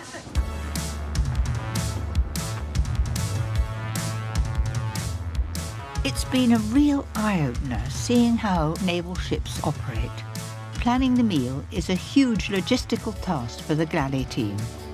Saturday night's the creme de la creme, steak night and chicken Kebabs every. So it's like Chicken a Kiev chicken and Kebabs, steak. yeah. So, I think I'll join the Navy. Oh, it'll be worth it, Mary. You'll love it. While they're briefly on shore, they must load up on supplies which will be needed to sustain the ship for up to 90 days. With a budget of just £3.35 per person a day, it's a real challenge. But I have the most divine soup that would definitely fit the bill. In the Navy, they have soup at lunchtime, soup at dinner, and I can see why. It's very nutritious and not too expensive. I've got a good-sized cauliflower here. I'm going to cut it into 4. I love a bit of texture in soup. I'm going to remove the outer florets to add to the cooked soup later. And they will go in at the very end. Cut the remaining cauliflower into rough pieces. Cauliflower prepped, now to make the soup. So I've got a really big pot here, and I'm going to add 30 grams of butter. Add a roughly chopped onion and cook until really tender. Mix in 25 grams of flour. It's just like making a white sauce with onion in it. Gradually add 1 litre of hot vegetable stock. Let that all be incorporated, and the sauce will be getting thinner, more like a soup. And at this stage, I can add the rest of the stock. Bring to the boil, then in goes those chunky cauliflower pieces. So on with the lid, down with the heat, and simmer very gently for about 10 minutes until it's really tender. Now it's just a case of blitzing it together, making sure every piece of cauliflower is blended in. That was the near one. I wasn't keeping it quite straight, was I?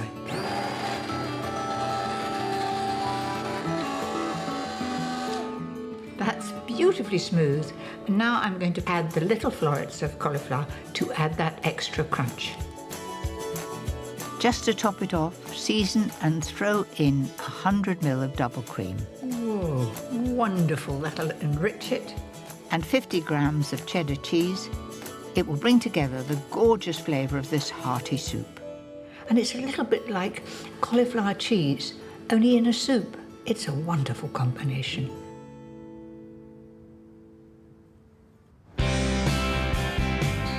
Of the 240 crew, over half of them are junior sailors.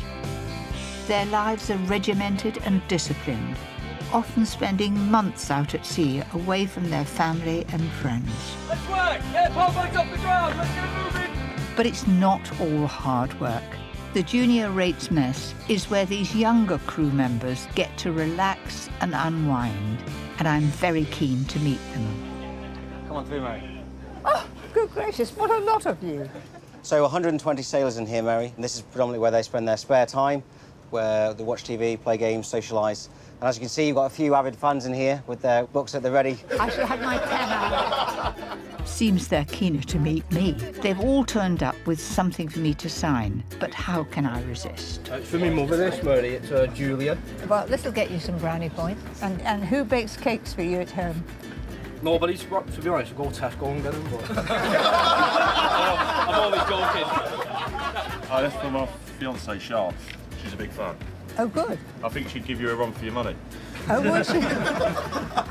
These are some of the ones she's made.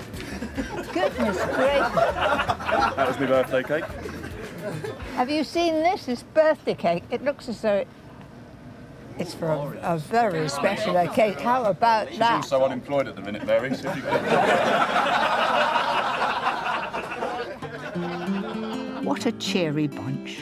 There's such a fantastic atmosphere and a sense of camaraderie.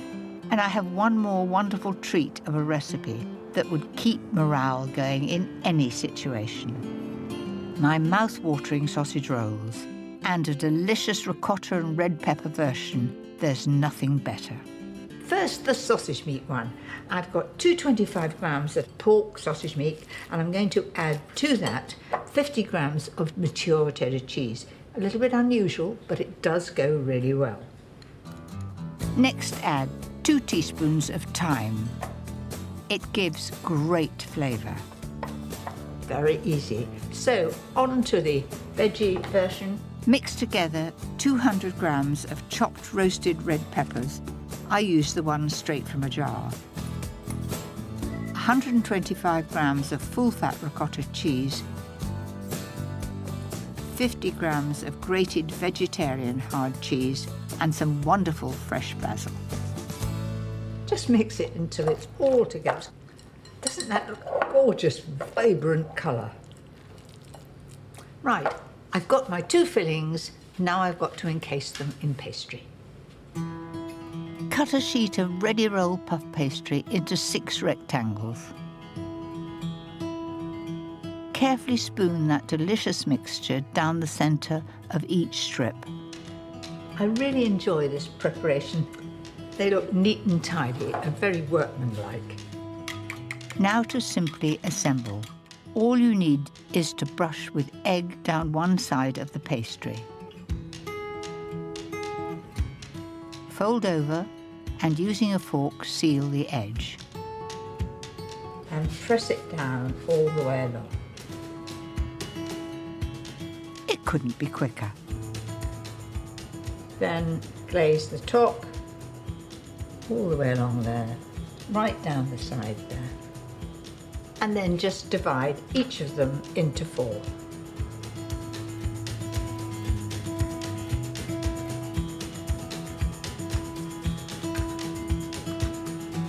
There we are, all lined up like sailors ready for inspection. Cook at 200 fan for about 15 or 18 minutes until perfectly crispy and sumptuously golden. There you have it, my sausage rolls and ricotta and roasted red pepper puffs. They'll make anyone happy.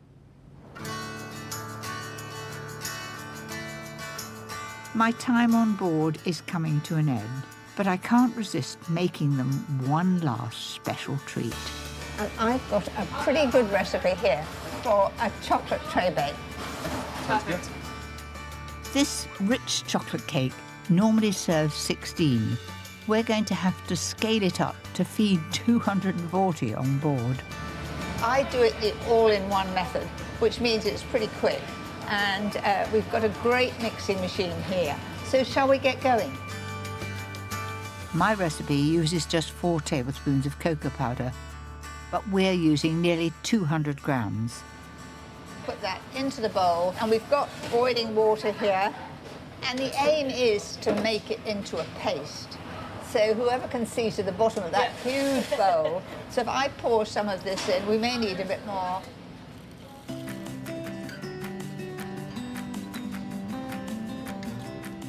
That's it, that'll just about be a paste. She's done this before, you know. Let's have a look. That's perfect. Yeah? Yeah. That is beautifully smooth. And then I drop the eggs in. And normally it's 4 eggs for me, but for you, 56, Mary. 56 eggs. Now, Michael, I hate to tell you, but you're being beaten by Gina on the cracking of eggs. In go 56 eggs. And they're beautifully fresh, aren't they? Then we add the sugar. So we've got just over 3 kilos of sugar. That's it. There we go. And 3 kilos of baking spread and self-raising flour. And also you've got a little bit of baking powder in a small container there. Then that's it. So I know for one I couldn't even lift that, so I'm just going to take 2 of you. We've got a magnificent whisk here. You lead the way, I'll follow. I'm glad I'm not doing this on my own. Now we just need to beat it until smooth. Let's get going. This enormous whisk will do it in no time. Right, let's go and put that in the tins. Okay.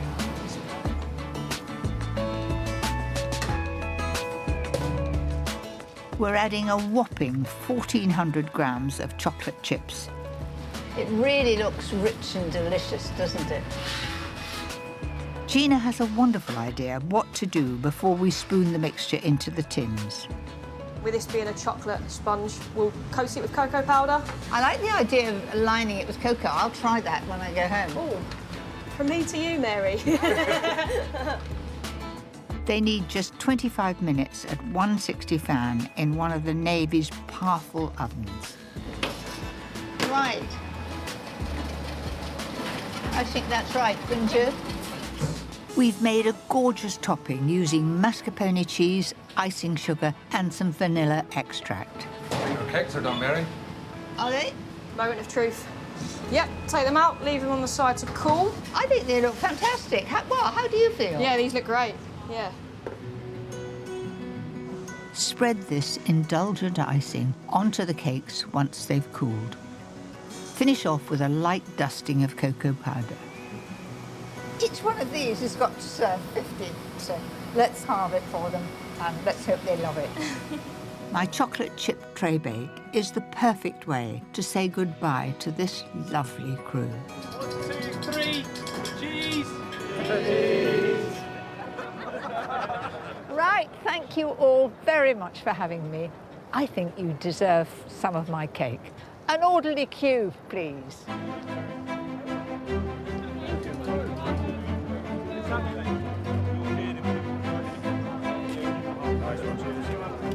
This is good. Lovely. Very nice, yeah. Absolutely. I'm enjoying it quite a lot. Thank you all very much. I've had a whale of a time. Return for Mary! Hooray! Hooray! Hooray! My, what a send-off. I've loved heading below deck with the Navy, cooking against the clock, and making some of my own quick crowd-pleasing creations just for them. Next time, Just like Paris and Soho. a day and a night on the town, Sheer heaven. serving quick food It's amazing how quickly that was done. for busy people 24/7. You're going to enjoy every single mouthful.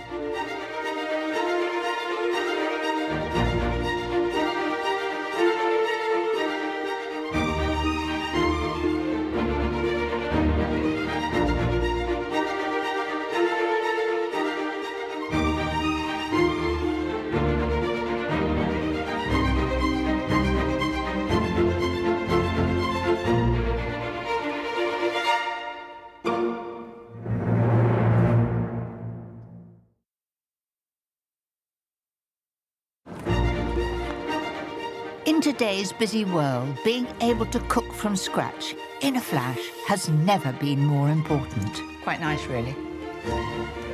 So I'm off on a journey to explore the exciting world of speedy cooking.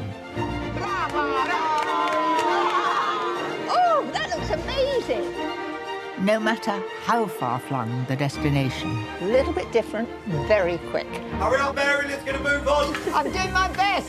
Or how close to home. This is the best bit of the day. It's hard to get the dollops the right size. I will bring all this wonderful food back to you. And it doesn't get much quicker or more delicious than that.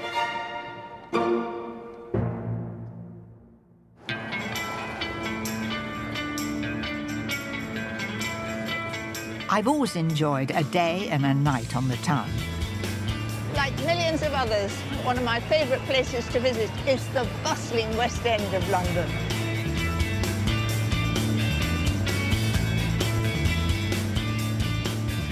With so many exciting things to do, we often only have the shortest time to grab a bite. Luckily, there are hundreds of restaurants here that have become experts in providing the quickest and most delicious dishes. I'm going to find out just how they manage it.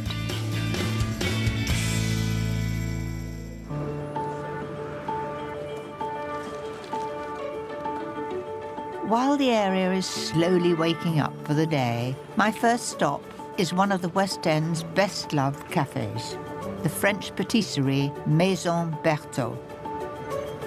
It's been serving up delicious sweet treats for well over a century, but at this time of day, people flock here for a quick breakfast. It's their pastries that are in most demand. Michelle Wade has worked here since she was a Saturday girl, at age just 15. This is just like Paris and Soho. Oh, thank you. Michelle, how nice to see you. Lovely to see you, yes. I've never seen so many classic French patisseries. And as I came in, I saw croissant here. Oh, these are ham and cheese or cheese, and these are the almond croissant, which is a very heavy recipe, which are quite substantial. People normally have half and take half home. Well, they look pretty generous. I remember when I was a little girl, you couldn't buy croissants anywhere else, and now they're everywhere. So have you been here forever? Well, I've been here a very long time, but the shop's been here even longer. The shop's been here since 1871. That's the picture. I know you're not going to be in there, but really, I worked for the man at the end with he's got his arms crossed. I worked for his son, which is so you're quite a lot. devoted to the shop? Yeah, I love it. I love it to bits. Many of the cafe's cakes and pastries follow the original recipes brought over from Paris by the founder, Monsieur Berthaud. Fruit tartlets, oh, and eclairs. And is that Mont Blanc? Yeah, this one is a little Mont Blanc, little mountain, with chestnut puree and fresh cream. Oh, delicious. But to create all these wonderful pastries takes a lot of hard work. Chef Nabil Kaboub starts baking at 6 a.m. and works his magic from the tiny kitchen on the top floor. Hi, and so what's that? This is lemon tart. A lovely glaze of apricot marmalade. Apricot jam, yes. Well, it looks pretty tempting. Yeah. The staff here are so busy that they rarely get time to cook for themselves. So I've offered to make them the quickest French-inspired classic that I know, my Gruyere cheese and chive omelette. So I'm going to do a couple of eggs, just a dash of water. Just whisk that with a fork. Good pinch of salt, some black pepper, and then I'm going to put some chives in. Melt a knob of butter in a very hot pan. Then tip the egg in, all in one go, and I stir it from this end here, because I want that end to get really brown when I tip it out on the plate. If a bubble comes, I give it a bang, otherwise you get uneven browning. When it's nearly cooked, throw in some delicious Gruyere cheese and fold the omelette over. Oh, look at that, look at that. Oh, nice. Right, there we are. Come on, have a try. Oh, thank you very much. Thank you. As a chef, please. Oh, have a try. Cheers. Come on, tell me, is that right? It's delicious. Very nice.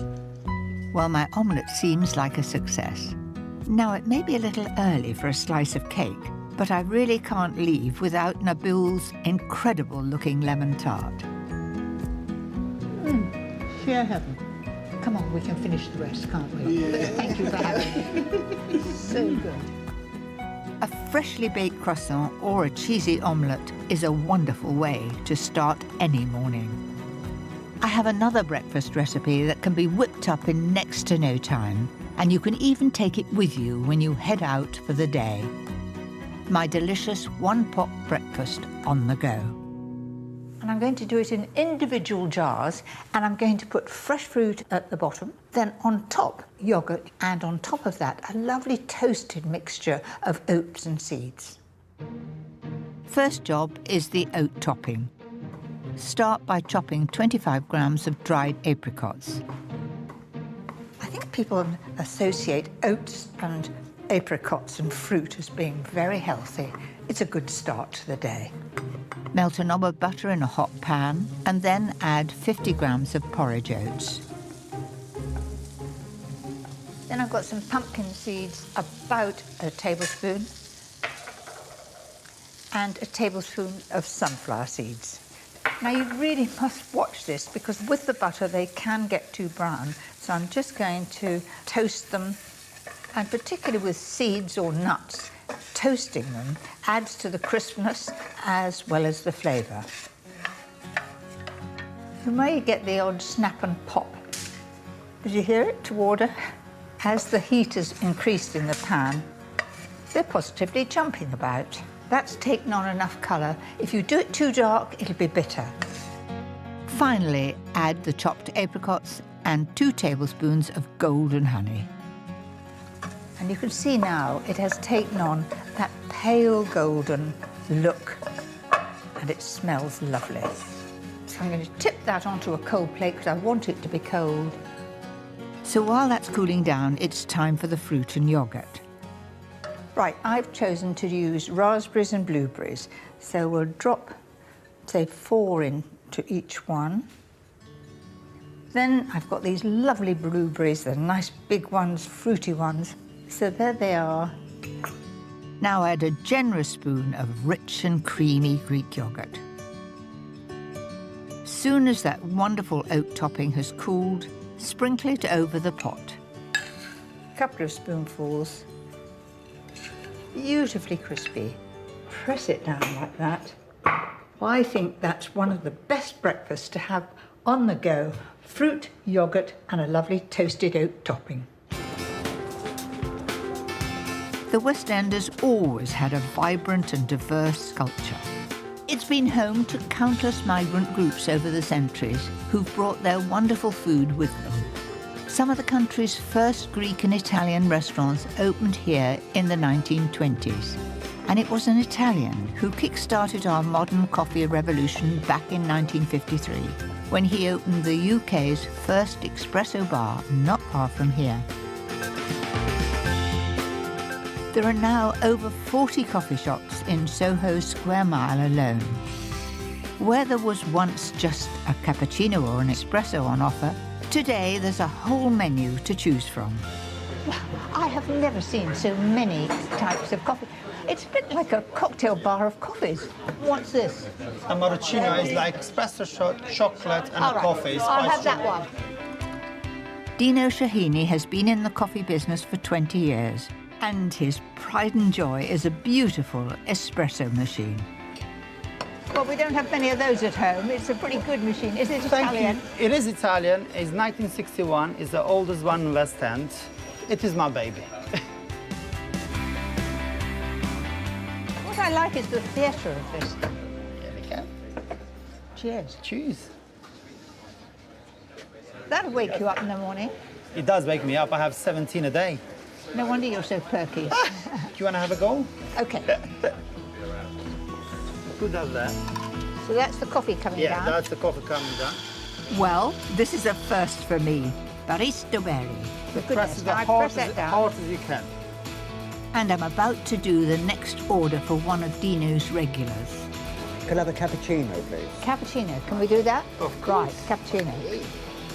Ready? So you want to press that? Oh, yeah, down? this is, I feel as though I'm in a pub. That's his question. Yeah. Just put it all the way down, and you have to hold it. Now I know why I always go for a cup of instant in the morning. Then we need hot milk. That's the noise I remember in coffee shops years ago. You feel it hot? That's enough. You turn it off. Like this. Yep. Spin it like this.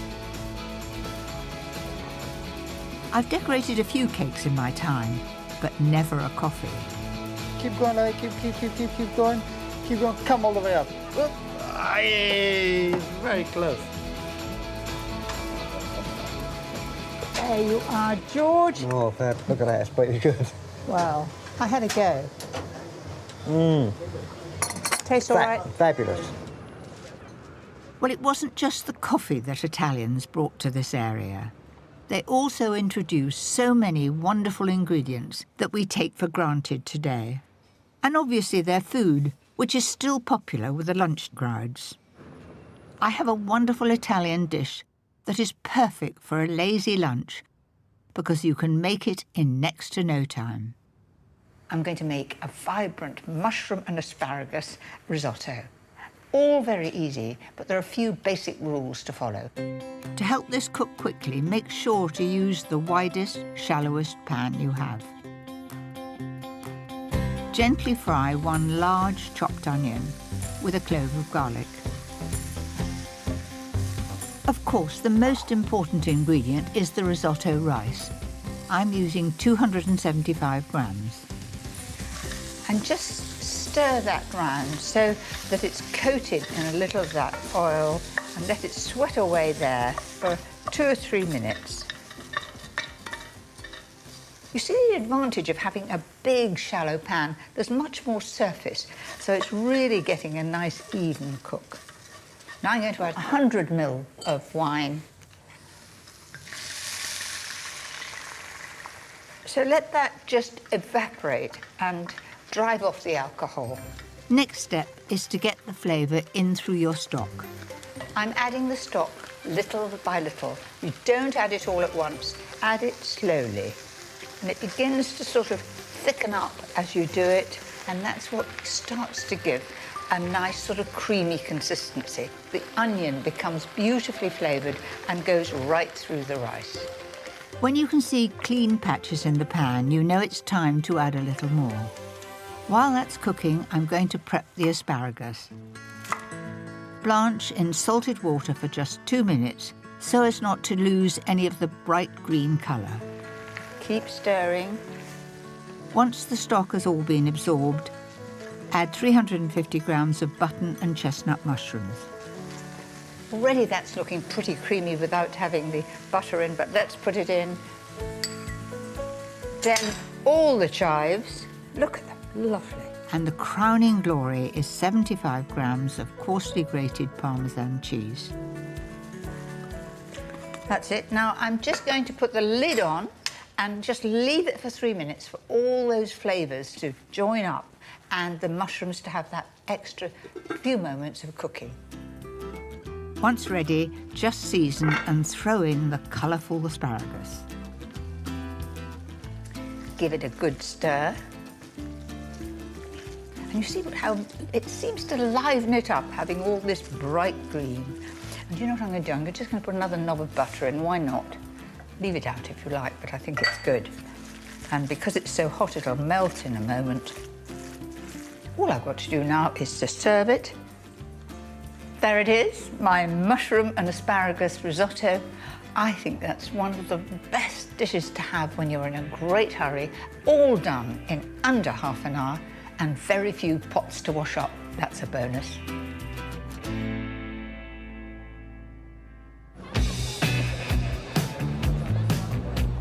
Luckily for us, the 1950s saw the arrival in the West End of even more wonderful food, this time in the form of Chinese restaurants. They slowly began to open around Gerrard Street, an area we now know as Chinatown. And there's nowhere better to explore when it comes to quick cooking. Local writer and translator Fan Wei Ye promotes Chinatown's restaurants beyond their community A perfect guide to get me behind the scenes. Oh, look at those ducks. Oh, yeah. Still hanging there. They are beautifully roasted. It's a typical Cantonese style. There are restaurants everywhere. Are they all similar? China is such a big place. It's almost as big as the entire Europe. So we have 8 main types of cuisines. The majority of these restaurants are supplied by one of the oldest Chinese supermarkets in London, Siwu. And here's durian. That smells, doesn't it? I remember that in Malaysia. Do you like it? I like it, but my dad doesn't. There's a bewildering array of ingredients, many I've never seen before. What's the white one over there? That's the yellow chives. So it's actually chives, but grown in the dark. The texture is softer than the regular chives, green chives. This is pak choy. Allegedly, this supermarket is the first to import pak choy from China. And these mushrooms? Yeah, that is my favorite lily mushroom. Right. It's because they're crispy. You got a different texture. Fan Fei's home in China is the Sichuan province in the southwest of the country, well known for its spicy cuisine. He's taking me to a Sichuan restaurant to see how the chefs use some of those amazing ingredients. All right, Mary, welcome to the English kitchen. Let me introduce Master Tan. This is the first for me. I have never been in a Chinese kitchen before. Master Tan is making one of the restaurant's most popular dishes, crispy stir-fried pork, made in under 5 minutes. So quite a lot of oil going in there. With this amount of oil, the pork can be cooked fairly quickly. Right.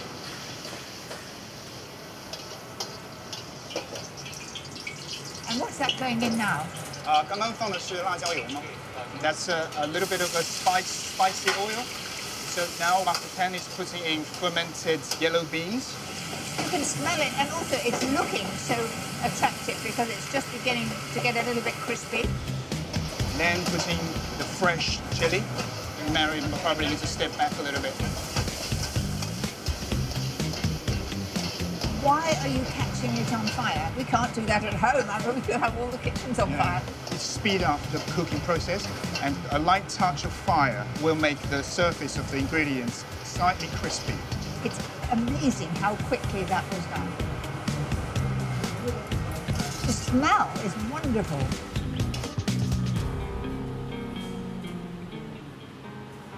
It's really beautiful.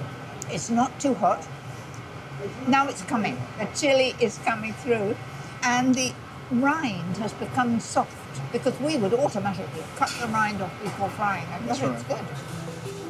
I have my own take on spicy Chinese-style stir-fry, and it's just as quick as Master Tan's. Well, almost. Beef and pepper stir-fry. I love stir-fries because they're done so quickly. From preparation to finish, about 15 minutes. First job is to tenderize 200 grams of trimmed rump steak. The reason why I beat it out a bit is to get more strips, more pieces of meat, but I still want it pink in the middle. And now to the marinade. For the rich marinade, mix 4 tablespoons each of sweet chili and soy sauce, and 1 teaspoon each of Chinese 5-spice and muscovado sugar, the juice of a lime, and finally 1 crushed garlic clove. And I'm going to put 3 tablespoons full of this in with the steak and leave it for about 10 minutes. Just 10 minutes in the marinade is going to give the steak a wonderful depth of flavour. And this is going to spit when I put it in. These are quite thin. I'm only going to do them about 1.5 minutes. When I cut through them, I want it to be beautifully pink. That's had 1.5 minutes over. Just look at that. Gorgeous golden crispy brown. And the other side. In Chinatown, they add water to the pan to cool it down for a bit. I'm not going to do that procedure because I don't want any flames in my kitchen. I think that's just about time, and leave that to rest. So, on with the veg. I've sliced 1 onion, 2 red peppers, and half a Chinese cabbage. Chinese leaves are perfect for quick dishes. It takes a moment, especially the leafy part. That's it. In goes the onion, then the strips of pepper. When the onions and pepper have taken on some lovely colour, mix in the heart of the Chinese cabbage. Add the rest of the spicy marinade and 150 grams of pre-cooked egg noodles. And now combine all those ingredients together. It's the sauce that gives it its flavour. All that remains is to add the delicate leaves from the top of the cabbage and some freshly chopped coriander. Stir that. Make sure that it all gets coated in that wonderful marinade, and then I've got to just serve it and carve the steak on top. Doesn't that look good? Very colourful. And you just look at that. For me, it's perfect. If you want it cooked a little bit more, cook it a bit more, but I think that's just right. I think that looks wonderful. So that's it, my Asian beef and pepper stir fry, all in 15 minutes. You don't get much quicker than that. With the evening drawing in, Chinatown's restaurants become a magnet for anyone rushing to eat dinner before heading out for the night. Can you believe that almost 14 million theatregoers flock to a West End show every year? One of the longest running ones is Les Miserables. I'm lucky enough to have been invited backstage to meet the stars of the show, Dean Chisnell and Carly Stenson. Hello. Hello, Mary. Please come in. Come and see our... Nice to meet you. I'm Carly. Hiya. Right. Gosh, it's cosy in here. It's not room to swing a cat, but welcome. And what's all this then? Oh, my best friend's mum made me a cushion of all the shows I've done before, and it's taken pride of place in my room. There's no canteen here. So how do you survive? Because it's a very physical job. Little things in my cupboards to nibble on, but I tend to eat before the show. And the saying is in Les Mis that, oh, I'll eat when I'm dead, because near enough every character dies. So when you're dead, you eat. Which is why I can't eat during the show, you see. I see. I can't tell you how much I'm looking forward to seeing the show, but could I have a sort of preview of what's going on? Of course you can. Yes, yeah. Should we do a backstage tour? Yes, please. Follow me. So this is the stage right wing. We're heading on to the bit where you have to be dead silent, but you're all right to talk today. It's a little bit like a rabbit warren. And so here, you're sort of in the wings. Yeah. You've got to go on the a heart's time. racing and the butterflies are going. What are all these scribbles on the wall? Those scribbles are people who've been in the show over the various years. The first person was Judi Dench, because she was in a play next door, so she asked if she could sneak on, so they dressed her like a boy. So then she signed her name, and then since then, everybody else. So Can I have a look at this? please do, come on. Mary Berry is now coming onto the barricades. This is it. Can you believe that? It's wonderful to see from this angle, because I've only ever seen it watching, and it's a beautiful theatre. It is. It is. I mean, actually, the people who are sitting there don't get the view that we do. No. We get the best view in the house, really. How lucky I am to get to see both sides of the curtain.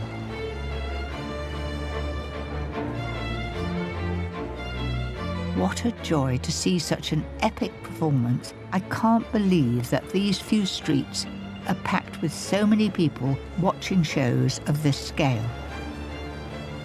I have one very last recipe to share with you that is all about enjoyment. My chocolate cappuccino tart. It's rich and indulgent, and you're going to enjoy every single mouthful.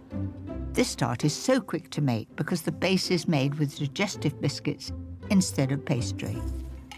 We often do digestive biscuit crusts, but this one's got chocolate in it, which makes it beautifully firm. Also, makes it much easier to get off the base. Firstly, melt 75 grams of butter and then add 50 grams of dark chocolate.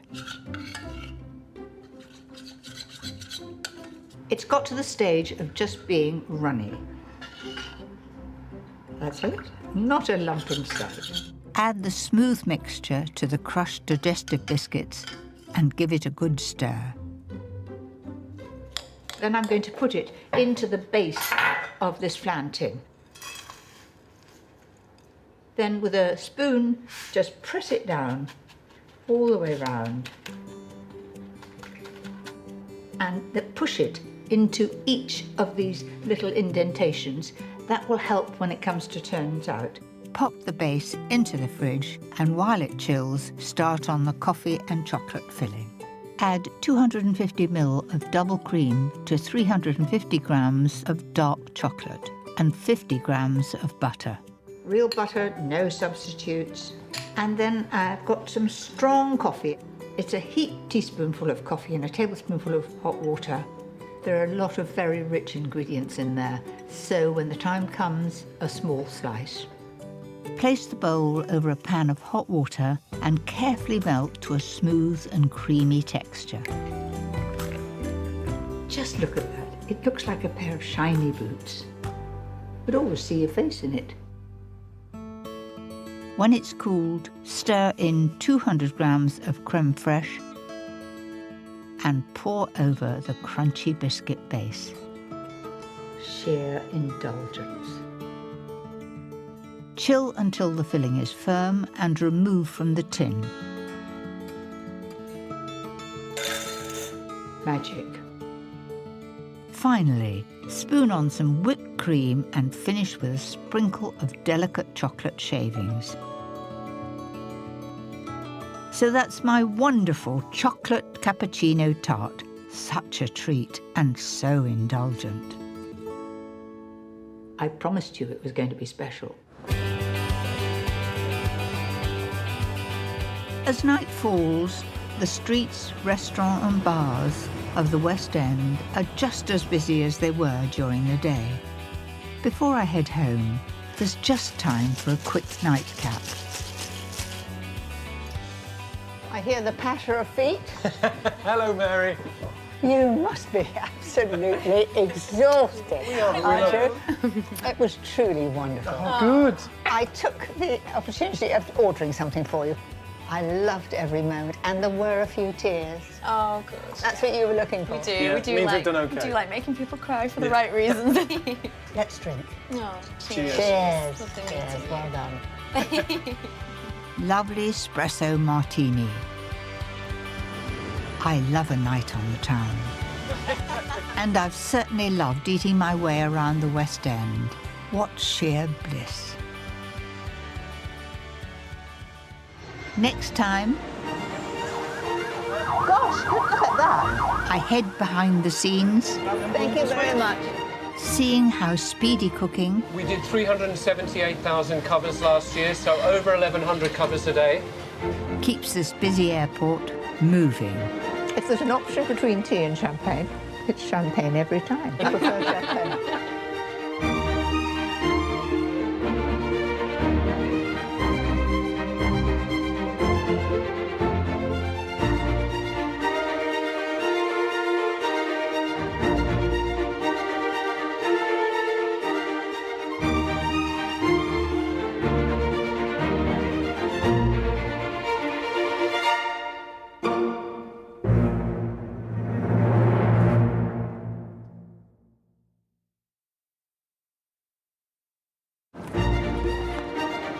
In today's busy world, being able to cook from scratch in a flash has never been more important. Quite nice, really. So I'm off on a journey to explore the exciting world of speedy cooking. Oh, that looks amazing. No matter how far-flung the destination. A little bit different, very quick. Hurry up, Mary, let's get a move on. I'm doing my best. Or how close to home. This is the best bit of the day. It's hard to get the dollops the right size. I will bring all this wonderful food back to you. And it doesn't get much quicker or more delicious than that.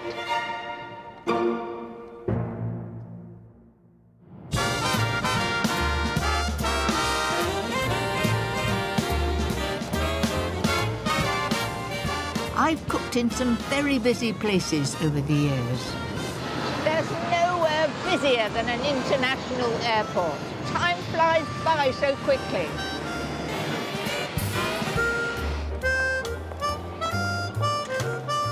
I've been given an Access All Areas pass to go behind the scenes at London's Heathrow Airport. to see how they manage to feed more than 70 million people every year. From the everyday passengers and hard-working airport staff to the high-flying VIPs. Just how do they manage to keep them all fed and watered in the shortest time possible?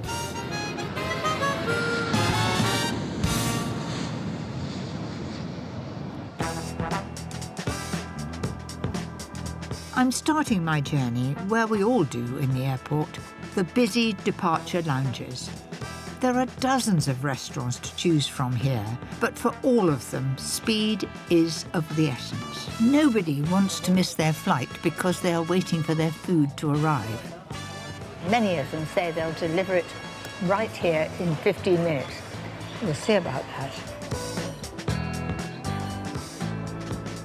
We're ready to order then, ma'am? Well, I'm tempted by all sorts of things, but I think I'll go for the fish and chips. Fish and chips, please. Each dish is prepared to order, with ingredients delivered fresh every day. Head chef Julian O'Neill is already hard at work battering my fish from scratch. Good morning, Mary. Julian, good morning. So my fish and chips, just a minute. This is it. It's just going in now, Mary. Right. It's come up from Cornwall this morning. Has it? Yes, it has. Arrived with us at 5 o'clock this morning. So how many people come through the restaurant in the year? We did 378,000 covers last year, so over 1,100 covers a day. It's hard. We start at 3:30 in the morning, and we have 2 shifts, and we finish about 10 o'clock at night, 365 days a year. Julian is obviously passionate about the food he serves, even down to the crispness of the batter on my fish. We try to get a much lighter effect on the batter so that it's almost like a Japanese tempura batter, so it keeps its crispness and it keeps it really, really crunchy and very light. I want you to be able to taste that Cornish seawater when you cut into it. The pressure is being quick because if you guarantee, and I've got to give you an hour on my watch, that you serve in 15 minutes. That's a very short time. But we have to do it in under 15 minutes because the passengers want to make sure they get their flights, and we do not want to be the cause of them missing it. Mary, I think you better go back and sit down at your table, because otherwise it'll be there before you get there.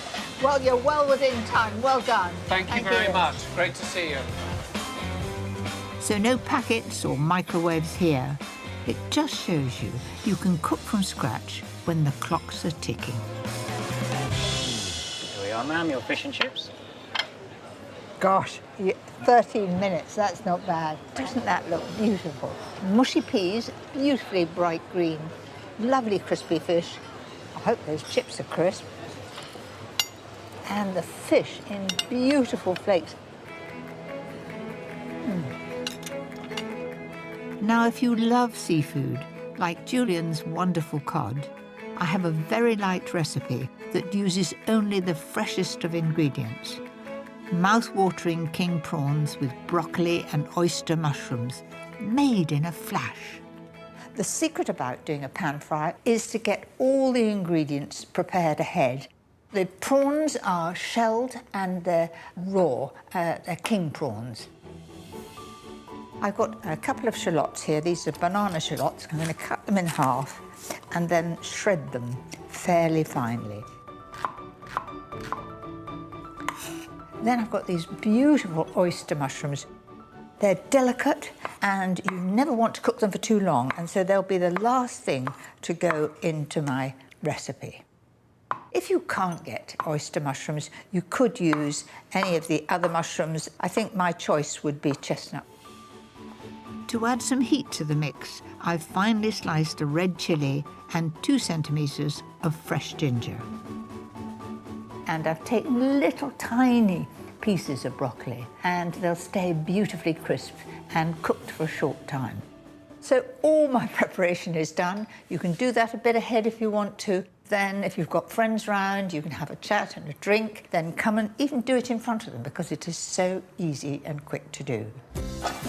Right, I've got a high heat here. So shallots in the pan, then the ginger, and then in goes the chilli, and I'm not touching that because keep it away from your eyes. In it goes. Then I find the best way of stirring this is to do it with 2 spoons. The key to this dish is to ensure all these wonderful ingredients keep their individual flavours and textures. So after 30 seconds in the pan, it's time for the prawns. Essential to keep stirring them. Prawns are turning pink now. I'm going to add the broccoli. It's bright green now. It'll get even greener as soon as it hits the heat. And throw in the mushrooms. The reason for cooking at a high heat is that you don't get the pan full of liquid. If you do it slowly, you'll have stewed, and that's not what we want. Season and then add the rich, spicy sauce. I've mixed 6 tablespoons of black bean sauce, the juice of half a lemon, and 2 tablespoons of dark soy sauce.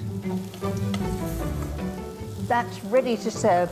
Sheer perfection. Let's do it right now.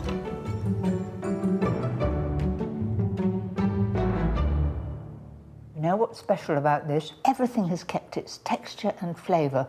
And another bonus, it's really, really healthy. That's good for us.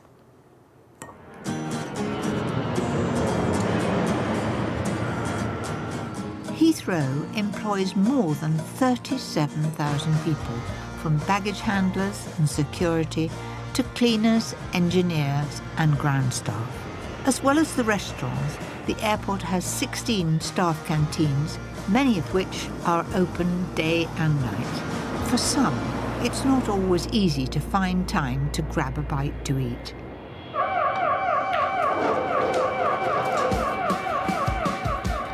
The airport fire station is crucial to safety here, and they employ a full-time crew of 106.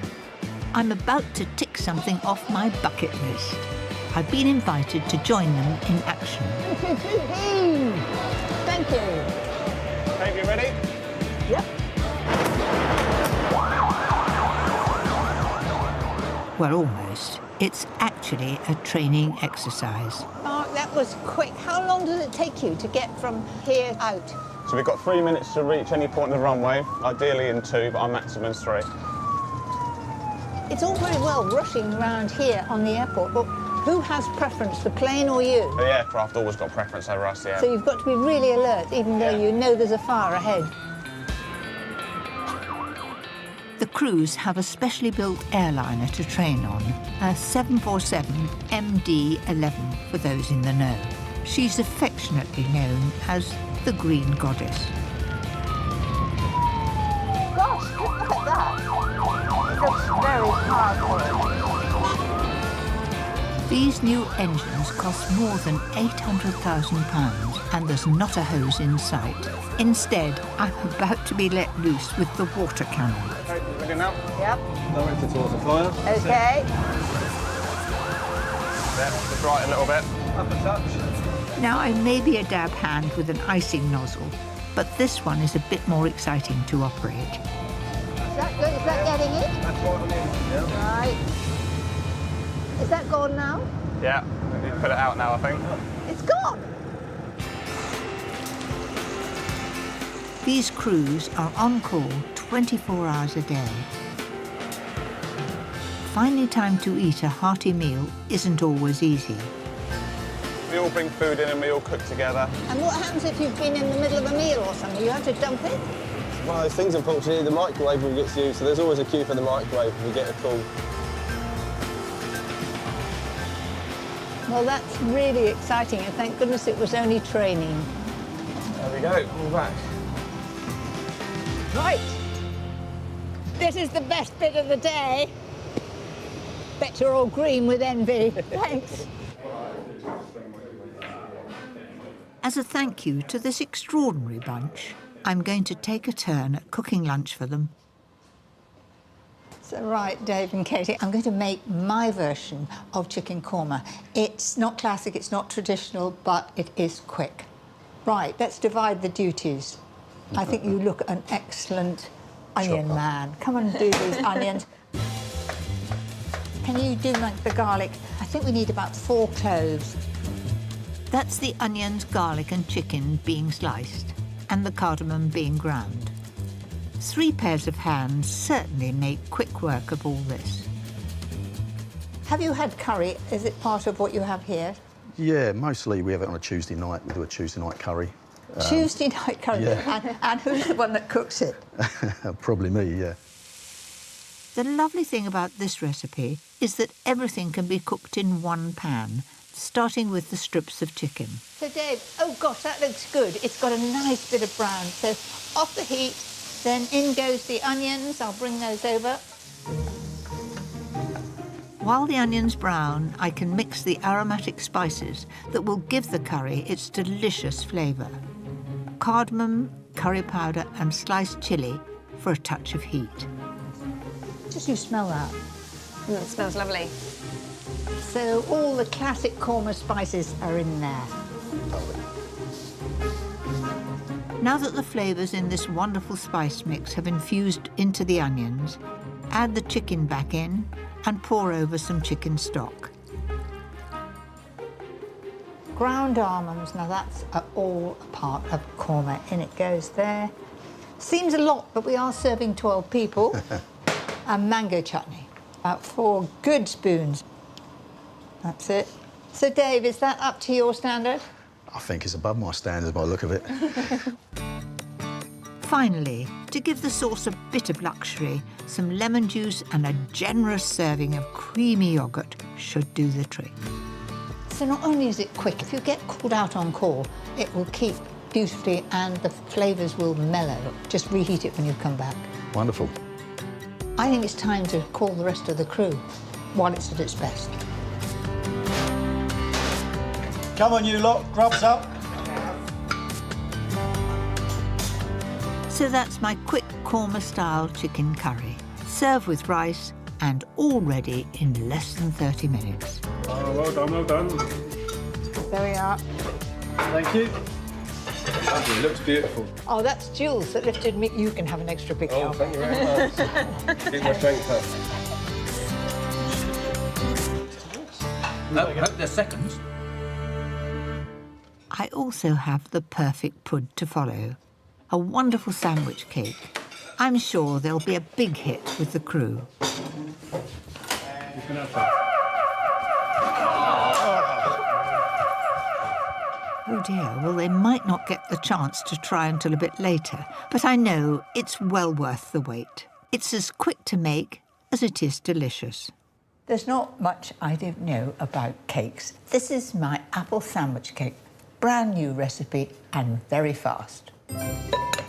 So 4 eggs. Next, 225 grams of baking spread. Then add the same amount again of caster sugar and self-raising flour. Easy to remember the ingredients. And just 1 teaspoon of baking powder. Slowly to start with, so it doesn't shoot the flour over there. I want this mix to be smooth, to give the cake a light and fluffy texture. That's perfect. Eating apples give the cake a layer of interest. I nearly lost it that time. Coarsely grate 2 and carefully fold into the mix. It reminds me of when I did it at school, round the outside and cut through the middle. So just do that, and as soon as it's all mixed, straight into the tins. Fairly equal amount in each. Slip into the oven at 160 degrees fan for about 25 or 30 minutes until the cakes are golden brown. These sponges smell wonderful, but what makes this cake so delicious is the rich lemon curd and cream filling.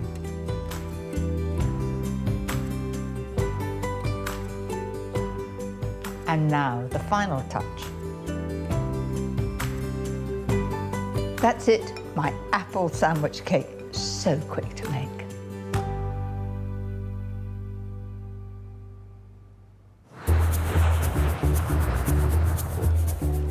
I've seen how the millions of passengers and airport staff are fed, But not everyone eats in the bustling terminals or staff canteens. Some passengers pay for the privilege of something quite different.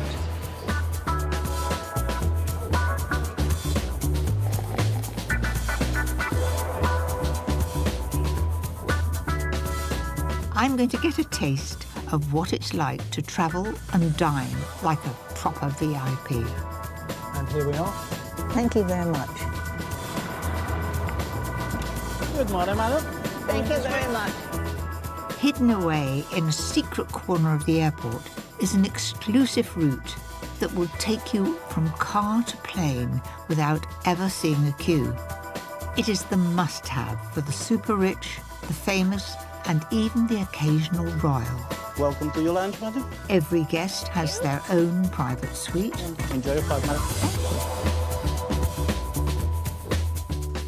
While they relax in comfort, well, this is the life. Dishes are prepared to order by a team of chefs, and staff are on call to see to their every need. This, you just press it. And if I just feel a little bit peckish, or another cup of coffee, or just feeling a bit lonely, there we go. He'll be here in a moment. Hello, Mary. Welcome to Insert Seat. My name is Hakan. I'm your butler today. I'm most intrigued. You must tell me more about this. Do you have princes and princesses and all sorts of people? All royal families, all celebrities. So how much does this little lot cost? £3,000.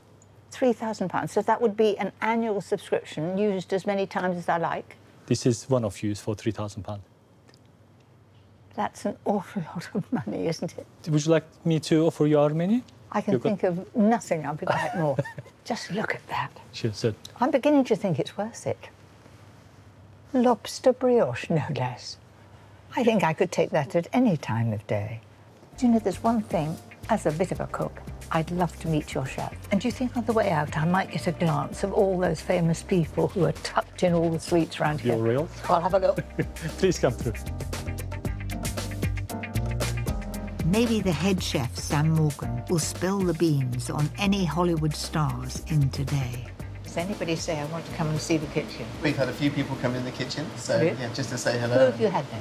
I can't tell you. I know, you're being very, very careful. No, I know, Quite I right have to too. be. You are very organised. Everything's ready for a demonstration. It is indeed, yeah. Well, so come we've on, got show me. a beautiful lobster tail today. So you do this individually for anyone that comes through? Yes. So for any client, they can order whatever they want, as much of or as little of from the menu as they would like. Sam starts the lobster and brioche by making the quenelle. So that's the truffle oil gone in there? It is, yeah. So we start off with a little bit of mayonnaise, and then we add a little bit of Greek yogurt to lighten it, and then we have some truffle oil, some fresh chives. Beautifully shredded up, right? So you get a lovely fragrance from the truffle So oil the on claw's in there? Yeah, so this is the claw. A little bit of salt. Yeah. And this is, you've cut a circle out of brioche, which is much lighter, isn't it, than bread? Yes, much lighter, nice sweetness to it. The quenelle and lobster tail is topped with a whole lobster claw and a sprinkling of crispy onions. Can I taste that? I've never had crispy onion. No problem at all. It's very, very crunchy. Yeah, very nice. Gives a lovely deep earthiness flavour. It's brought together with some nasturtium leaves, pea shoots and a drizzle of olive oil, all in less than 10 minutes. Sam, that looks absolutely amazing. Would you like me to call the butler to take it to your lounge for you? No, I'll take it myself. Yeah. And you never know who I might meet en route. I'll keep my eyes open. Enjoy. Thank you. Thank you, boys. Bye.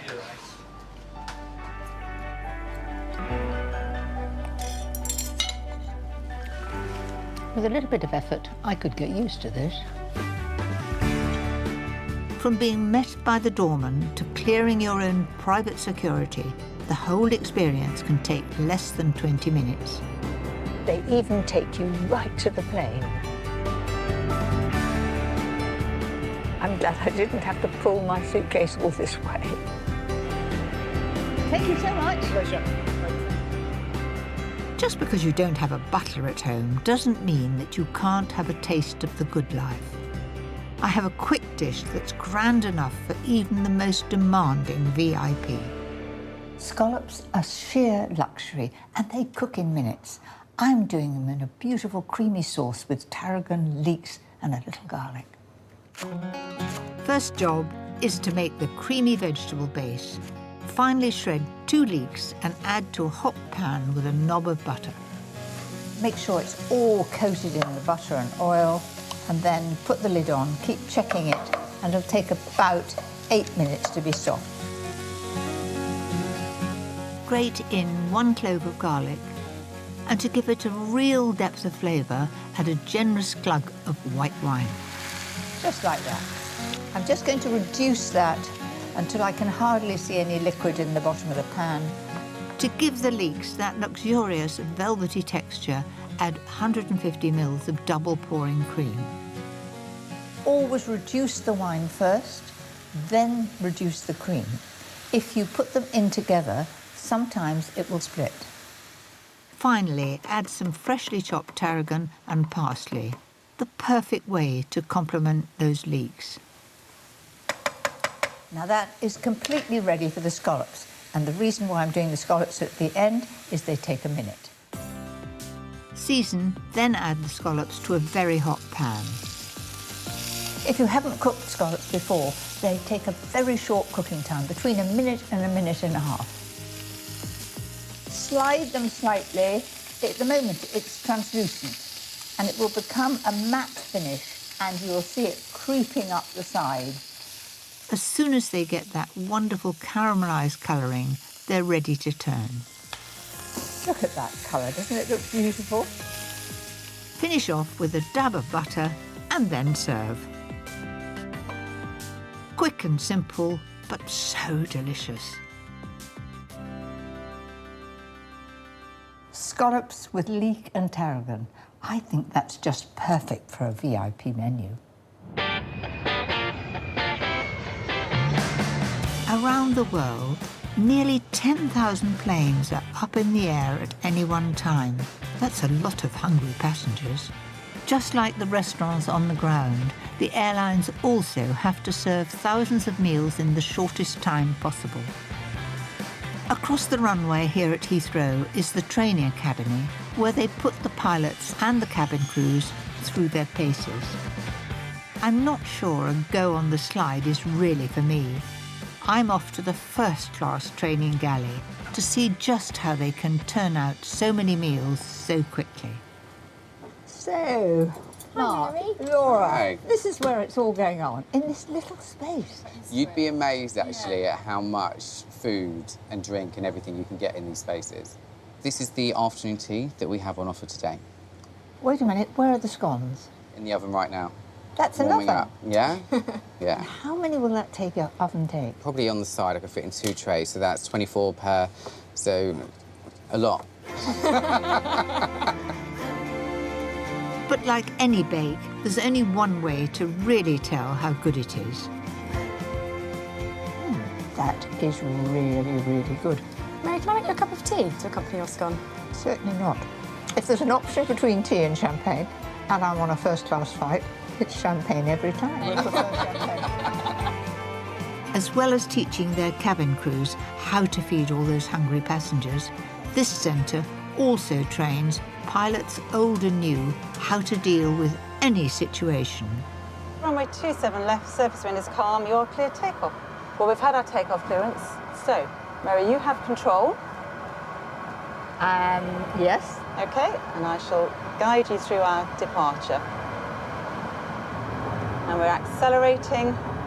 When we get to about 150 miles an hour, then we will take off. So just pull that control column just towards you. A little bit more. That's it, a little bit more. A little bit more. And just hold it just about there. Beautifully done. That's it, you are flying. And where's Windsor? Windsor is just ahead and on our right. You've probably guessed that they'd not let me take control of a real plane. In fact, I'm in one of the centre's cutting-edge flight simulators in the capable hands of Captain Helen Kalaluka. You get such an amazing view. We do, we have the best view. This is, I always say to people, this is the best office I've ever had. We've chosen a good day. We have chosen a very good day. It's a lovely day for flying. I know it's only a simulator, but as we make our return to Heathrow, I can assure you it feels very real. Is that the runway straight at... That's the runway straight in front of us. I can feel us going down. There we are, just turning right just a little bit. And now we're about 300 feet above the ground. Not just 100. Yet. There we go. 50. So start 30, to bring the control column 20, back now. 10. That's it. Beautiful. That was beautiful. Oh, there we are. And that's just the nose feeling we going know down. so well. Whoops, that'll be the champagne then. There we are. And we'll stop the aeroplane there. A huge thank you. I never dreamt that I'd ever be in a seat like this in command. And next time I'm sitting in the back, I will remember just what it's like to be in control. And I'm still full of admiration for you. Thank you. Well, it's been a pleasure flying with you, Mary. Thank you very much.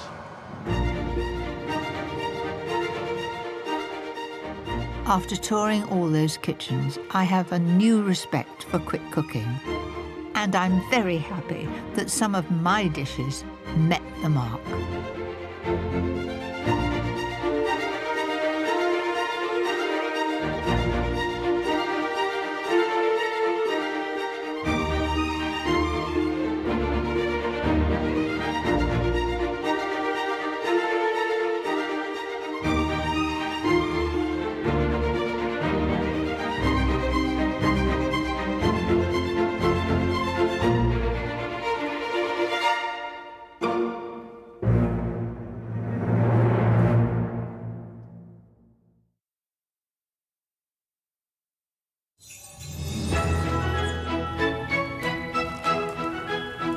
I love Christmas week. It's my busiest time of year, with so many friends and family to cook for. There we are! But not everyone is at home in the kitchen. I've decided to open my doors to some wonderful people. Hi! Goodness gracious me, Mr. Bear, who are rather brilliant at what they do. Huge muscles, just feel that there. That's not bad, is it? But when it comes to the kitchen, they're rather nervous. Ah, I've messed it up. Ooh. You make it look so easy. I'm going to teach them some wonderful recipes. Woo! They can cook at any time over Christmas. Oh, no, you're not doing that, you don't. I have true faith that they're going to be absolutely brilliant. Ah! Breathe. But we'll see.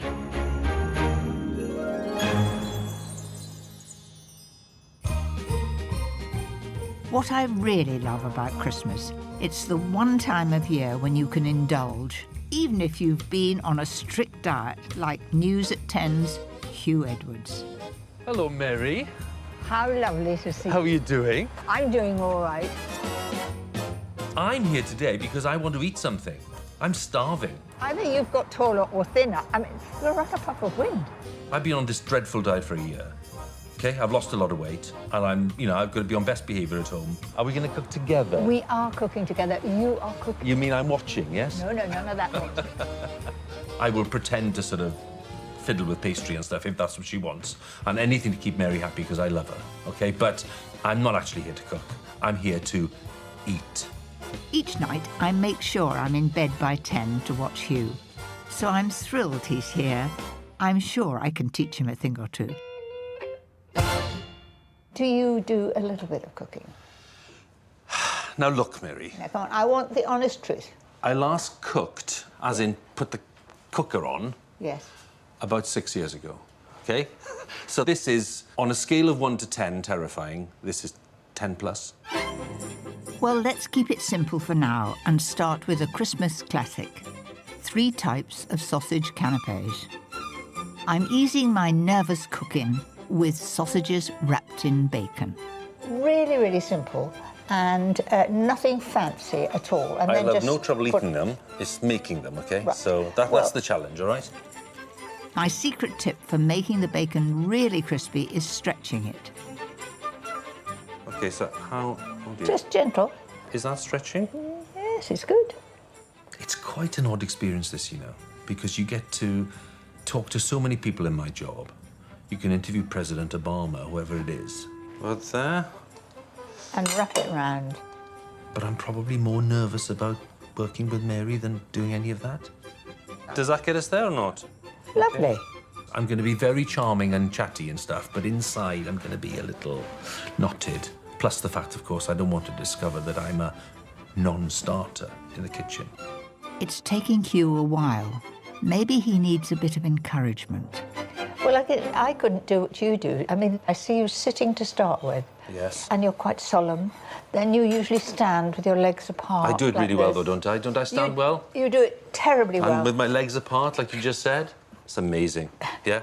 But I'm glad you're admiring me every night. Well, I do. Yeah. But you only smile at the end. Yeah.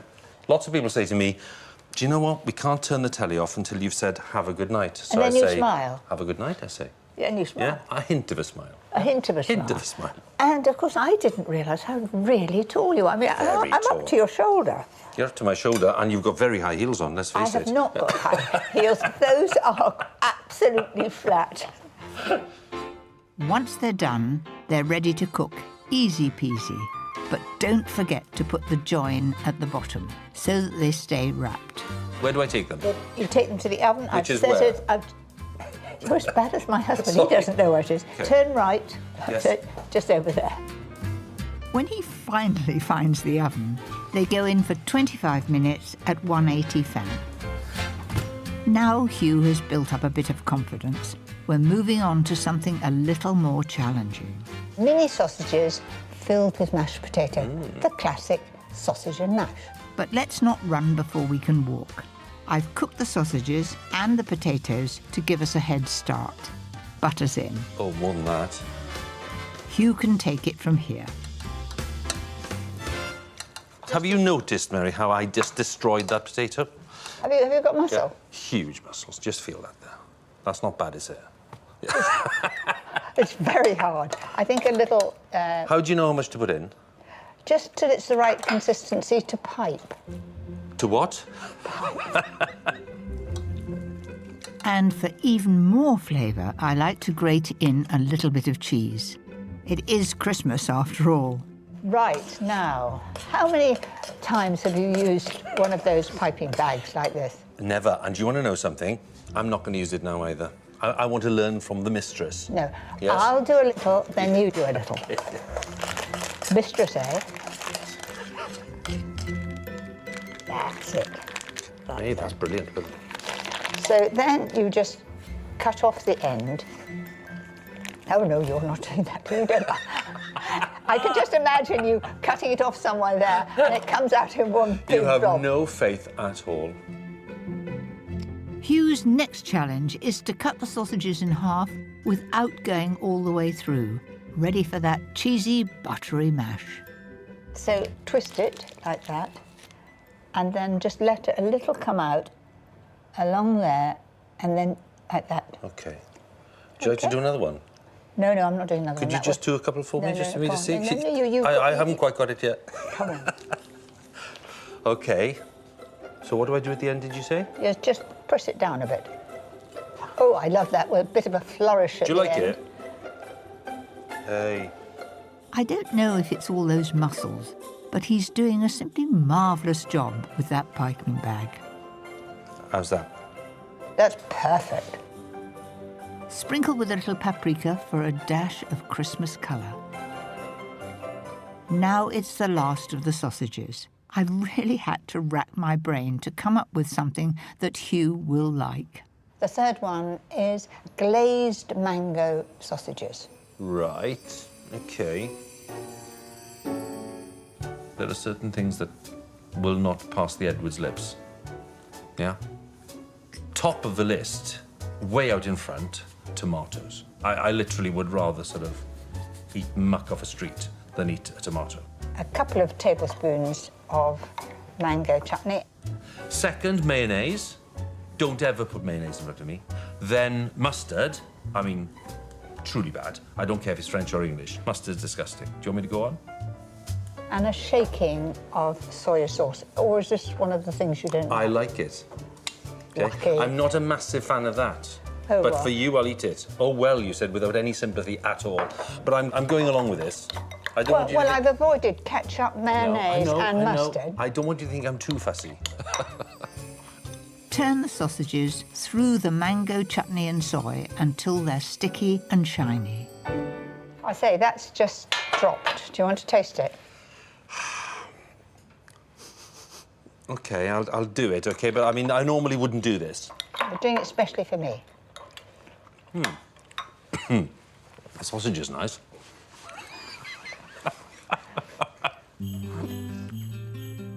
One last sprinkle with some sesame seeds. Preferably on the sausages. You know, honestly, you can be very tough. Then all of them go into the oven to caramelise. Delicious.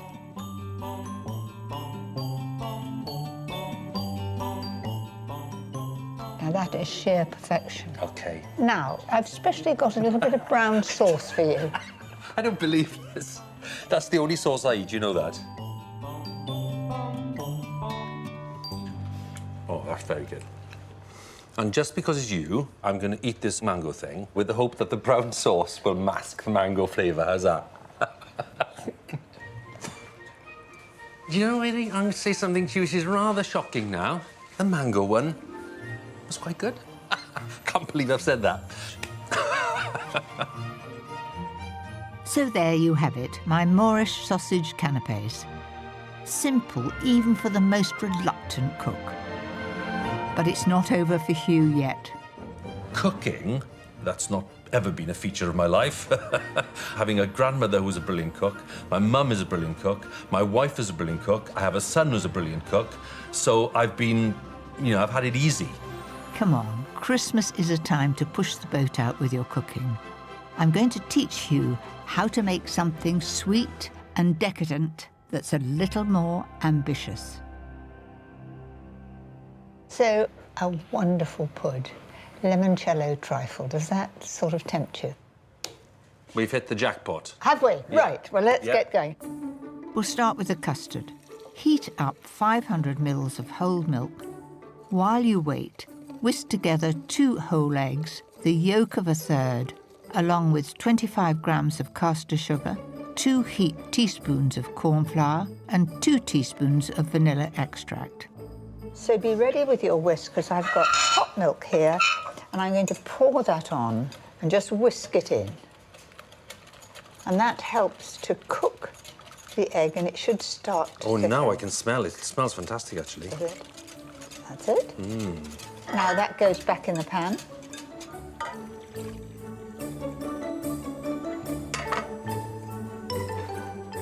I can see Hugh concentrating hard. You need to keep the heat low and stir constantly until the mixture thickens. I love custard. Custard is one of my things. I like lumpy school custard, and I like vanilla posh custard. I like all custard. Oh, I can see it thickening now. As soon as the custard is thick and creamy, take it straight off the heat and set aside to cool. That's it. Mm-hmm. Next, press some lovely fresh raspberries into a bowl, then start on the next layer, spreading some good lemon curd onto the sponge fingers. This takes me back a bit. Llanelli Grammar School in the 1970s, one of my favourite puddings was a lemon curd tart with custard. When you were at school, did you know what you wanted to do? From a very young age, I was obsessed with news. I used to watch news programmes all the time and thought to myself, wouldn't it be great if I could do that? But I have to say, I didn't have the, I suppose, the confidence to think I could do it. And you did? Yes. I often say to young people when I go into schools today, don't hold yourself back. If you do have something in mind, pursue it. If it doesn't work out, well, fine. You'll have had a go. Follow your dream. Follow your dream. In my case, it's a lemon curd dream. Slice the sponges in half and arrange them in the bowl. And put the other one on the other side. Even though it's sticking up a little bit. That's right. Don't you worry. Now for my secret ingredient, limoncello. For a real kick, use 8 tablespoons. While we're pouring, it'd be a shame not to have a little tipple. The first of many. Before you drink that, Yeah. I'm going to teach you how to say Happy Christmas in Welsh. Oh, help. OK? Go on then. So, Nadolig. Nadolig. Very good. Llawen. Llawen. Nadolig llawen. Nadolig llawen. Thank you very much. Happy Christmas. Happy Christmas. Oh, OK. Yeah. For the topping, slowly mix the cold custard into 250 grams of mascarpone and pour onto your trifle. It's a thing of beauty, Mary. It will need to set in the fridge overnight. I'm rather proud of that. Well done. I think Hugh's been the perfect student, and I have a little something he can take away with him. When you want to make them again, especially those sausages with mango chutney, both recipes You're never are going to here. forget that, are you? I'm never going to forget that. Thank you so much for guiding me so patiently, Mary. Thank you very much indeed. Thank you. I'm walking away with a bit more confidence than I arrived with, because let's face it, you know, kitchens and me are not made to sort of live with each other. But I could easily tackle that trifle again and probably even make the custard. So, well worth a visit. Wasn't Hugh wonderful? Now, before my next nervous cook arrives, I'm going to show you one of my favourite festive recipes, and it's a doddle to make. I like to serve fish over Christmas, particularly on Christmas Eve, and these salmon, dill and leek tarts are just perfect for that. Start by brushing 2 sheets of filo pastry with melted butter. People are nervous about filo pastry. Many's the time I've heard, oh yes, I bought some, I put it at the back of the freezer, and there it stays for a couple of years. Well, get it out and have a go. Cut each sheet of filo up into 8 squares.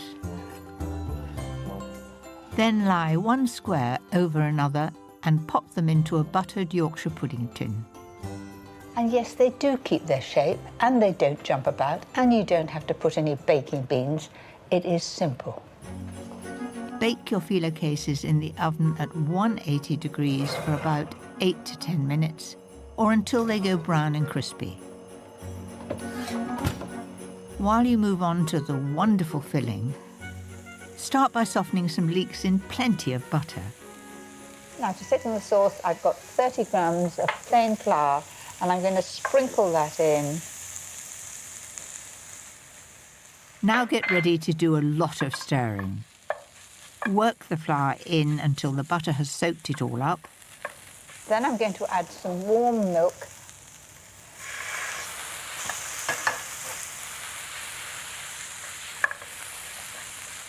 Then add the rest of the milk.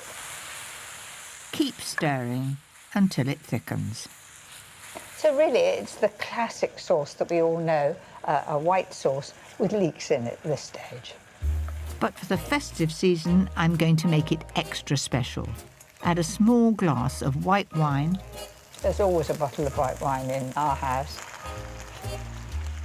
Whole grain mustard, seasoning, and the star of the show, beautiful chunks of fresh salmon. Look how lovely and shiny it is now. As soon as it's cooked, it will go a sort of a flat pink. So I'm going to stir it and let the heat of the sauce cook it. Of course, you could leave the salmon out and you'll have a lovely vegetarian tart. Finish with some fresh dill, strong grated cheddar, and an indulgent measure of cream. That looks absolutely scrumptious. Just before I fill those tarts, I'm going to taste it. And also, it gives me an opportunity to just reassure myself that that salmon is perfectly cooked. Bit of all right. Perfect. There you have it, creamy salmon, leek and dill tarts served in filo pastry, as light as a feather. I'm really quite proud of that, and it was very quick and easy. Not everyone has the luxury of a long Christmas break. Poldark's glamorous Eleanor Tomlinson has just travelled up from filming, and no, she wasn't on her horse. I'm so excited to be cooking with Mary. I'm a big fan of hers. And I'm very nervous, I'm not gonna lie, and I'm not the greatest cook, so yeah. Hello! Gracious, you're very welcome. Come in. Eleanor must be glad to be out of her corset, more room for her to eat. Although the meringue roulade I want to teach her how to make is the lightest of puds. Now, I know I've really got to call you Eleanor because that's your proper name, but the whole world thinks of you as Demelza. Yes, well, you can call me Demelza if you like. No, I'll call you Eleanor. But we're here to do cooking. Yes, we So are. you've never made meringue? No, but roulade is one of my favourite desserts, so... Perhaps you'd separate the eggs. I don't know how to separate eggs, Mary. You're going to have to show me. Oh, excellent. Well, let's have a go. So you just crack it like that and gently squeeze it out like that and tip the yolk into one half. And so back like that, and the yolks go in there. Okay? Right, okay. Like Hugh, she's brilliant at what she does, but I think I've got another nervous one on my hands. Crack the egg. And slip the yolk in one half. Ugh. That's right. I've messed it up. That doesn't matter at all. You've got a lot of eggs, Mary. What I'll do is use it in scrambled egg tomorrow, so you can put that back like that. Okay. I'll wash it out and go and stretch for another egg. Lovely. Just a minute. I think I'd probably like to impress my mum the most with my cooking because I've grown up with her cooking all my dinners and she's a great cook. So try again. Okay.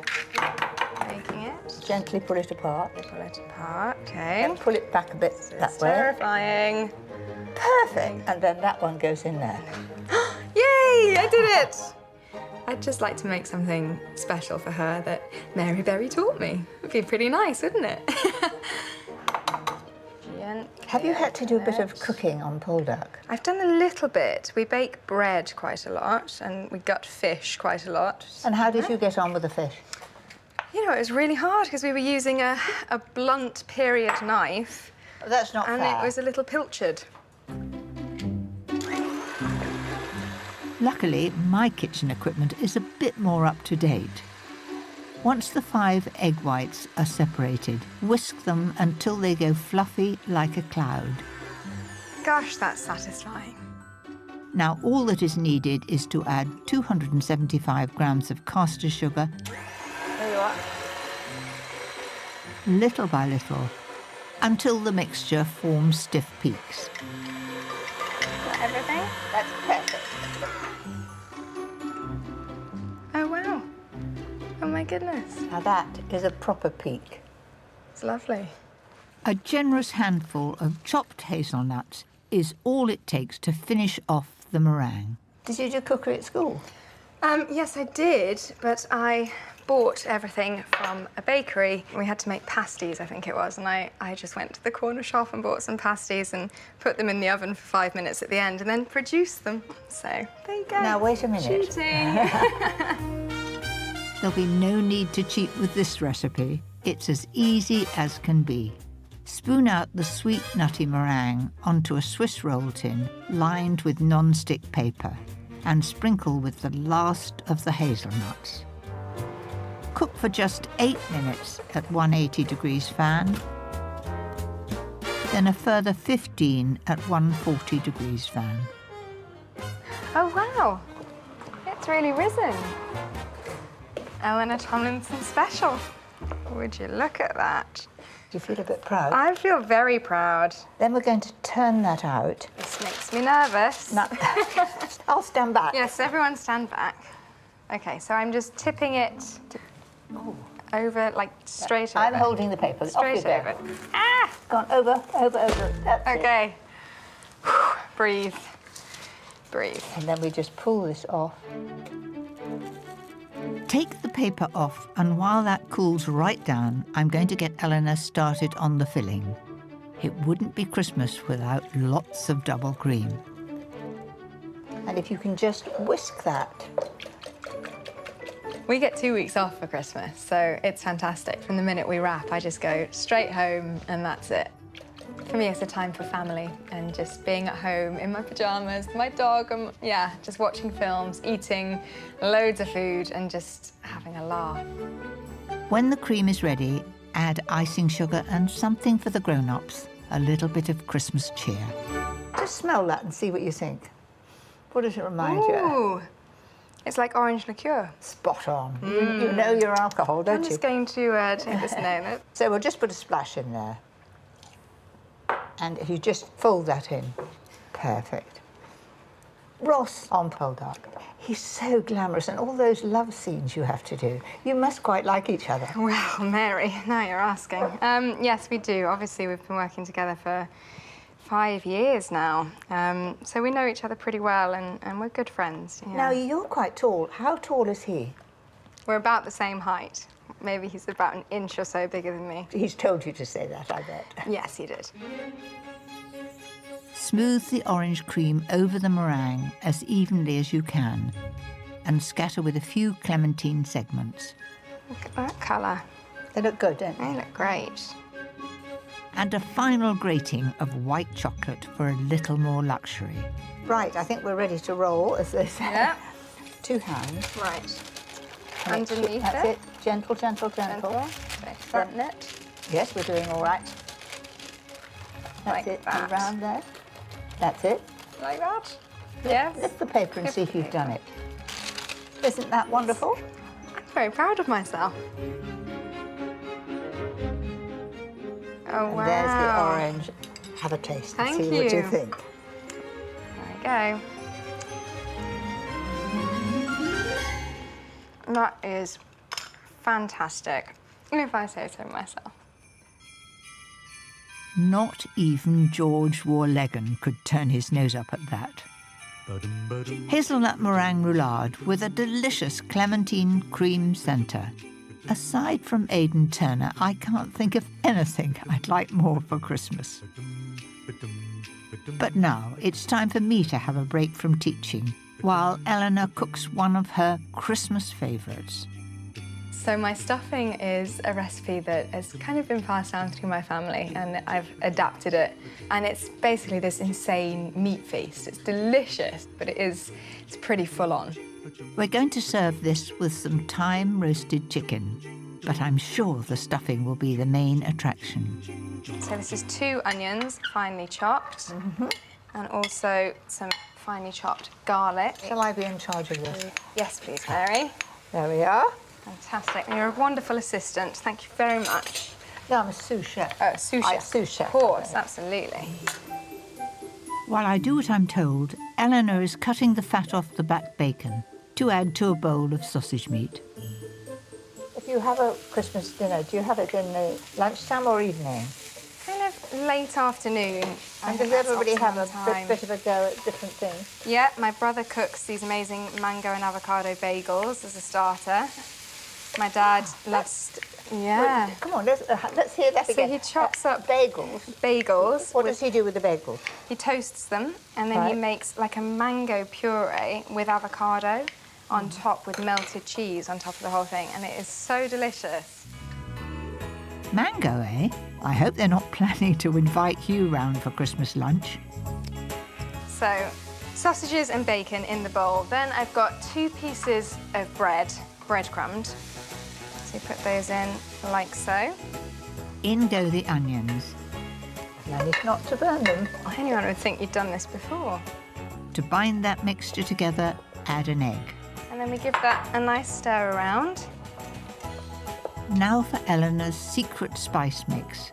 1 chicken stock cube, ½ teaspoon each of pork seasoning and chicken seasoning. Then we'd like some sage. And thyme. There we go. This is going to be beautifully herby. Herby, very herby. Mix it all in, like that. So now this is going to go into an oven-proof dish, and I'm going to cover it with some tin foil. The chicken will need to roast for an hour and a half, and the stuffing for an hour at 180 degrees fan. When they're nearly done, Eleanor has one more trick up her sleeve. Now, what I'm going to do is I'm just going to mash it up a bit. Oh, look at that. Oh. And then we'll pop that back in the oven to just crisp it off. Do you know, that's such a good idea and well worth copying. I'll chop mine up in future. Yeah. I can't wait to try it. I'm so excited. It looks so great. It's the sort of stuffing that, as it's there, you can't keep your fingers off it. Yeah, I'm just going to Well, that's got my name on it over there. And there we have it. Nice. I think it's brilliant. It really is tasting very herby. I've got to finish the lot. Cheshire Cat grin here. Yay! And congratulations on your meringue roulade. It was superb. Thank you. And here's the recipe to take home with you. Look at that. But I've got a request. I definitely want a recipe of yours. Oh, my wonderful goodness. stuffing. There it is. It comes Yes, without a thank you. ribbon, but thank you very much. Thank you. Thank you very much. Mary Berry liked my stuffing. She likes my cooking. That is my claim to fame. That is fantastic. The festive season is perfect for cooking special roasts. But if you're saving your turkey for Christmas Day, I have a wonderful alternative.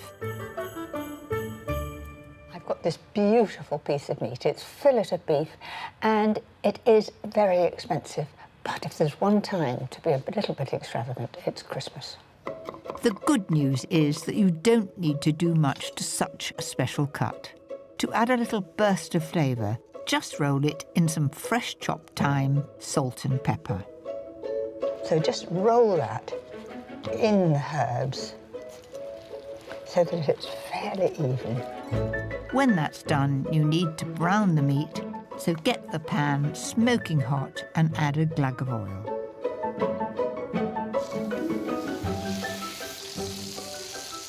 And then I'm going to turn it as it gets brown on each side. There's no way we want to cook the meat. We're just browning it, we're sealing it. Now, doesn't that look good? As soon as the beef is evenly coloured, take it out of the pan, ready to roast. I want it pink in the middle, so that's 20 minutes at 200 degrees fan.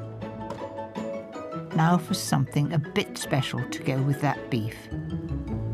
It's a real luxury sauce with cream and herbs and mustard and a little brandy.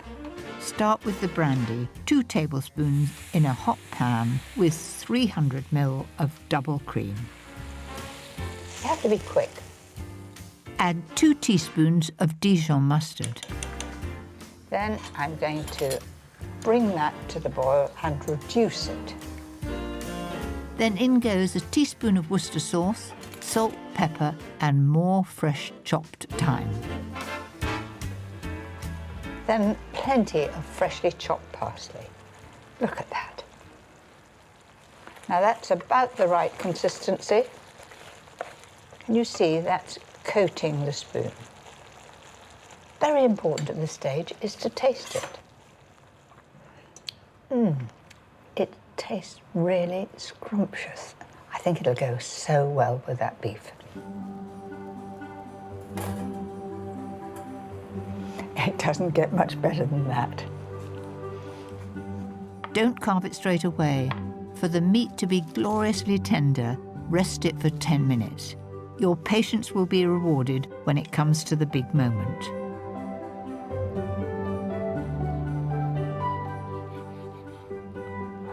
That looks absolutely beautiful.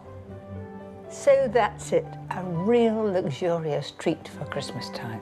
Thyme and pepper crusted fillet of beef with brandy sauce. Simply wonderful. My next guest is the extraordinary sprinter, Dina Asher-Smith. She's the European champion at both the 100 and 200 metres and the fastest woman in Britain. I hope I can keep up. I love, I know this sounds so creepy, please don't watch me fangirl, but I love Mary Berry. Obviously, when I got the opportunity to come here and cook with her for Christmas, I was like, of course I'll come. Hi. Welcome coming It was lovely to meet you. I'd love to just be able to hopefully do something that would be acceptable, yeah. It's a gorgeous dress. Oh, thank you. And what long legs you've got. Oh, Gracious thanks. It might me. come with the day job, don't worry. So this is my kitchen and you're extremely welcome here and we're going to get down to it in a moment. But you don't have much time for cooking, do you? Surprisingly, I do, because when I'm just focused on training, I'm always focusing on what is best to eat so I can get the most out of my performance. So I do actually have quite a bit of time, but probably not as much as you do. Well, you don't need much time to make this recipe, but I think it deserves a gold medal for flavour. Delicious, crispy halloumi with a fresh tomato chutney. Oh, I love halloumi. That's really, really good. I love halloumi. That's like my favourite cheese. Yes, good. To start the chutney, finely chop a red onion. Now slowly, because I do not want any plasters. I know. Oh, gosh. That's it. Carefully, that's it. You're doing well. Did I get you? That's it. No. Okay. That's it. Could you imagine I hurt Mary Berry? Oh, the nation would actually hate me. They wouldn't. They would. Do you know what they'd say? They'd say, why didn't you take it out of the way? And one more. That's enough. That's enough. Meanwhile, I'm putting the cooker on. Okay, cool. Whilst the onions soften in some olive oil, grate a clove of garlic. Do you have to, I mean, look at you. You must follow a very strict diet. I do, yeah. Most of my things are grilled or done in the oven, so they're just cooked kind of in like the healthiest way, which you can imagine if I do that for 11 months, it can get a bit repetitive. But it isn't only you that's training. You have a little gang training. We have a group, yeah. So, I mean, you all suffer together. We all suffer together, and all athletes around the world, whether you're doing track and field, whether you're a swimmer, whenever you get to the Olympics, you see people just go for the grilled chicken, like, yep, some more of that, thank you. I train 6 days a week anyway, and for me, there's not too much change over the Christmas period, because in athletics, we compete against people from all kinds of religions, from all around the world, so I can't afford to take a week off and then somebody else is training really hard, so I just train through it. I will typically get Christmas Day off, but I've trained on both Christmas Eve and Boxing Day before, so yeah, we'll see this year. For the chutney, chop some cherry tomatoes with some sweet, spicy peppers from a jar. Add them to the onions along with balsamic vinegar, light muscovado sugar, and another one. Perfect. And seasoning. Now at this stage we've got everything in and it's beautifully colourful, and you know that's only going to take 5 minutes. It might not be as fast as Dina on the track, but for chutney, I think it's pretty quick. Now to the halloumi. Most people just grill it, but I've got a way of making it really crispy and special. I'm going to dip it in flour, egg and breadcrumbs. If you cut that into 8, so we've got nice thick slices. So put it in the flour first? That's right. Turn it over in that. Oh. You can delegate the breadcrumbs to me because I've got dry hands. Thanks. I think this is a very special dish to do for Christmas because you have so many meats, all the hams and the turkeys and things, and something a bit on the lighter side, I think goes down really well. Place the coated halloumi into some hot oil. We just want to get them beautifully golden brown. And they'll become wonderfully crispy. I'm going to do this with my friends. They're going to be so impressed, honestly. That is a perfect colour. Crispy halloumi with sweet tomato and pepper chutney, garnished with fresh basil. That's a nice easy one to start with. But now I want to show Dina a Christmas classic. I love Christmas because I think it's the one time of year when you can just be so childlike and be so joyous about everything. Like, everything is so exciting. Like, there's decorations on the tree. Oh my God. And there's Christmas songs on the radio. This is so exciting. So it's always a special time of year for me. What could be more Christmassy than mincemeat tart? A step up from the normal mince pie. With gorgeous mincemeat topped with marzipan and a festive dusting of icing sugar. Well, we'll start off with the pastry. What kind of pastry are you making today? Today we are making sweet short crust. Sweet short crust. And it's very easy. Okay, I'm happy you picked the easy one for me. Even a novice can make short crust. Start with just flour, icing sugar and butter. That's it, clean bowl. Then just whiz until the mixture becomes like breadcrumbs. That's perfect. Add a beaten egg, keeping a little aside to glaze the pastry later. Okay. You're in charge of the electrics. Can you see it coming together? Yeah, definitely. Off. That's it. That's perfect. Just shake that up. The pastry needs to go into the fridge to chill for 15 minutes while we clear the decks. My mum always makes Christmas cake at Crystal. Does she? What sort of Christmas cake does she make? She makes like a kind of like, I think it's gonna more of a Caribbean kind of one. Tell me, what is different about a Caribbean Christmas cake? Well, I'm not entirely sure because she doesn't let me touch it. Has it got lots of fruits in? It's got lots of fruits. I know there's a lot of alcohol in it, like a lot of rum. But obviously you're not allowed any alcohol. No, I'm not. Oh, never mind. I know. Next year. My mum is super festive, so she likes to kind of have control on Christmas Day, because if anybody messed up the Christmas food, like accidentally put a spoon of this in something, she would be very unamused. She loves to pretend that I'm not a tidy person, but I am, see? It's not that I can't cook, but she will not let me invade her space.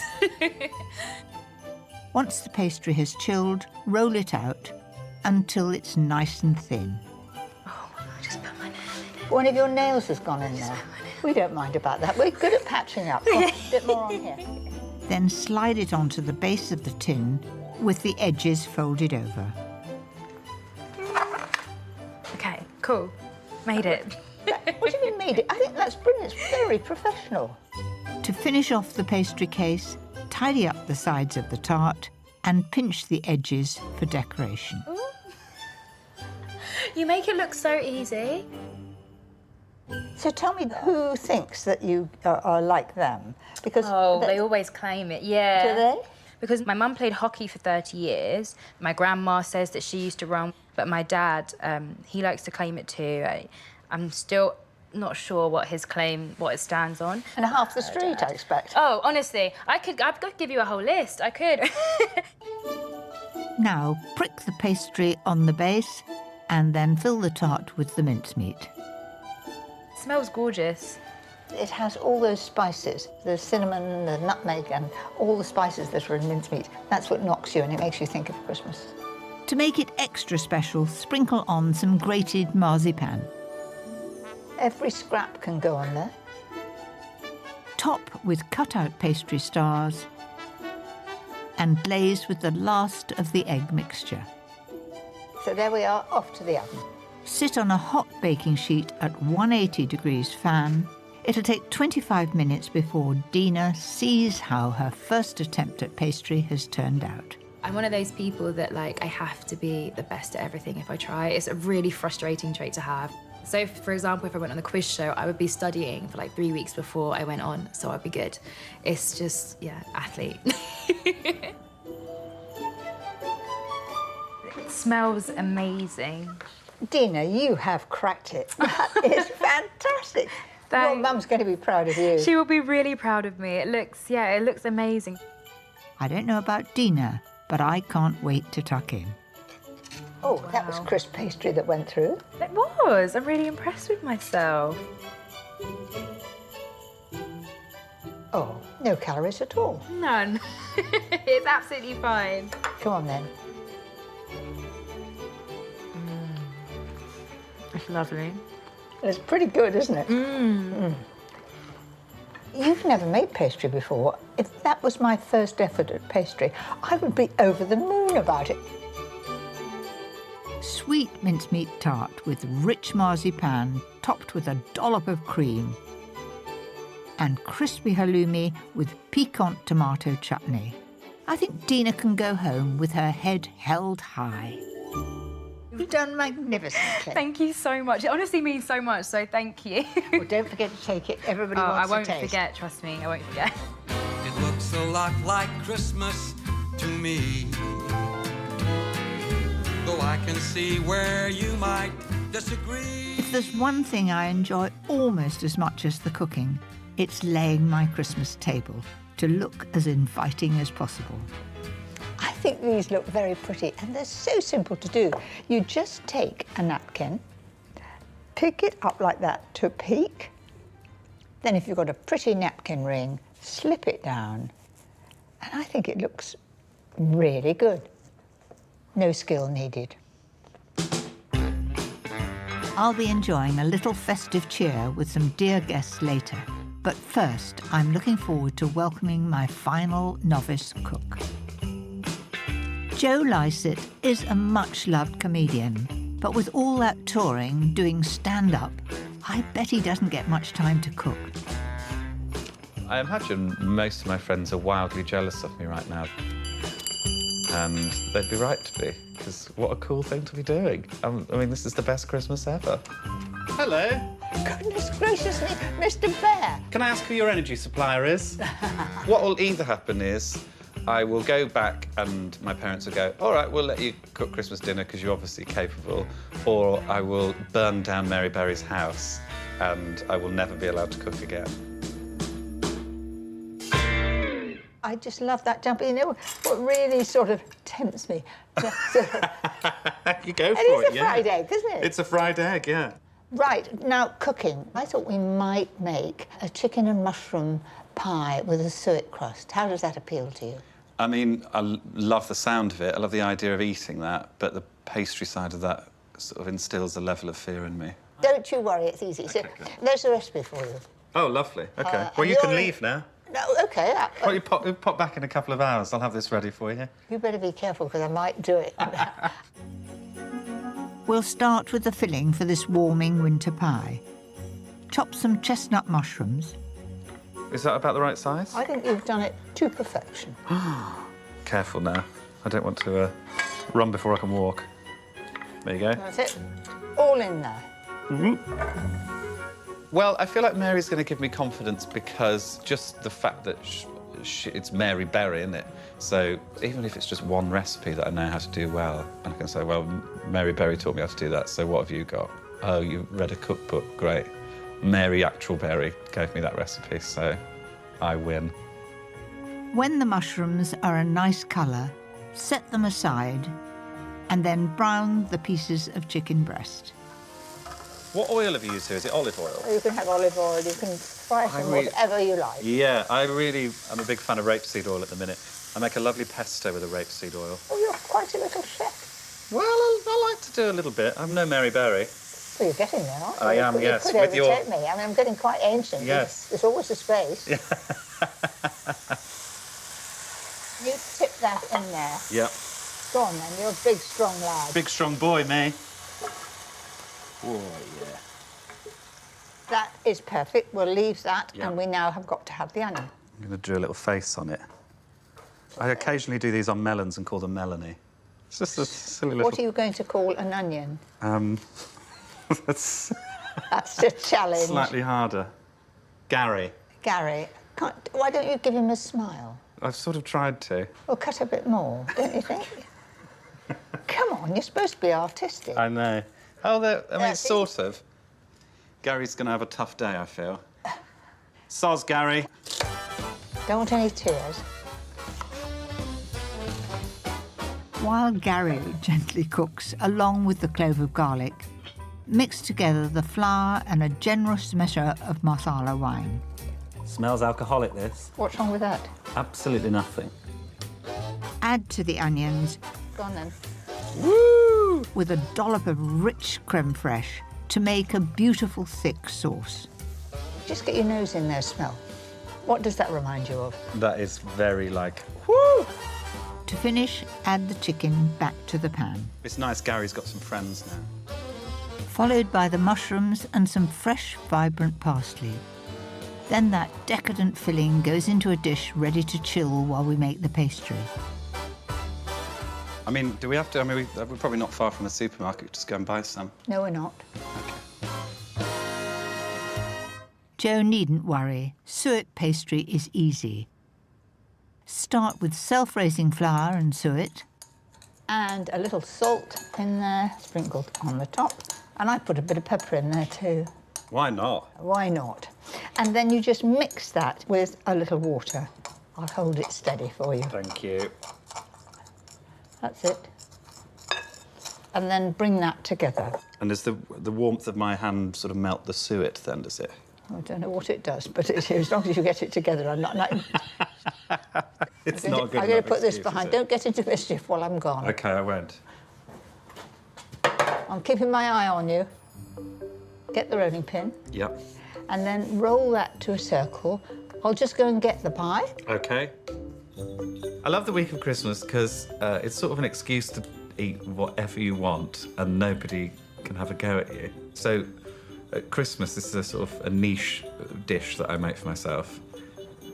4 to 6, generally more 6 Weetabix in a bowl with full-fat milk and maybe a bit of cream on top. Oh, that's nice and cold now. Ah, lovely. And I never have it any other time of year, but that is what I have at Christmas. That's insane, isn't it? What I've just said. Oh gosh, that looks scary. Well, should we do it together? Yes, OK. I promise you, topping the pie is simpler than it looks. That on the farthest one. That's it. Well done. Perfect, perfect. You've made a pie. Tuck in all the extra bits of pastry and brush with a little beaten egg. Slip into the oven at 200 degrees fan. That'll take about 25 or 30 minutes. While that's cooking, Jo has a treat in store for me.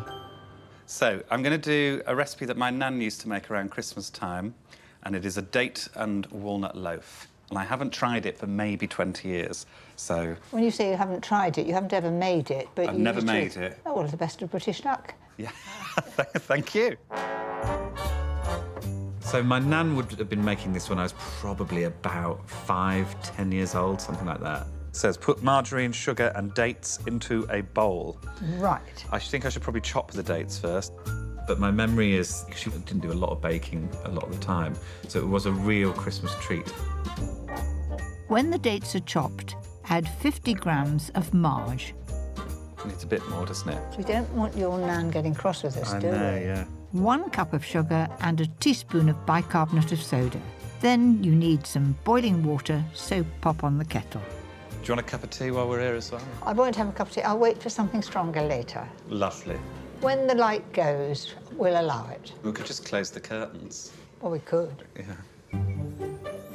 Kettle's boiled and in goes 1 cup of hot water. Ooh.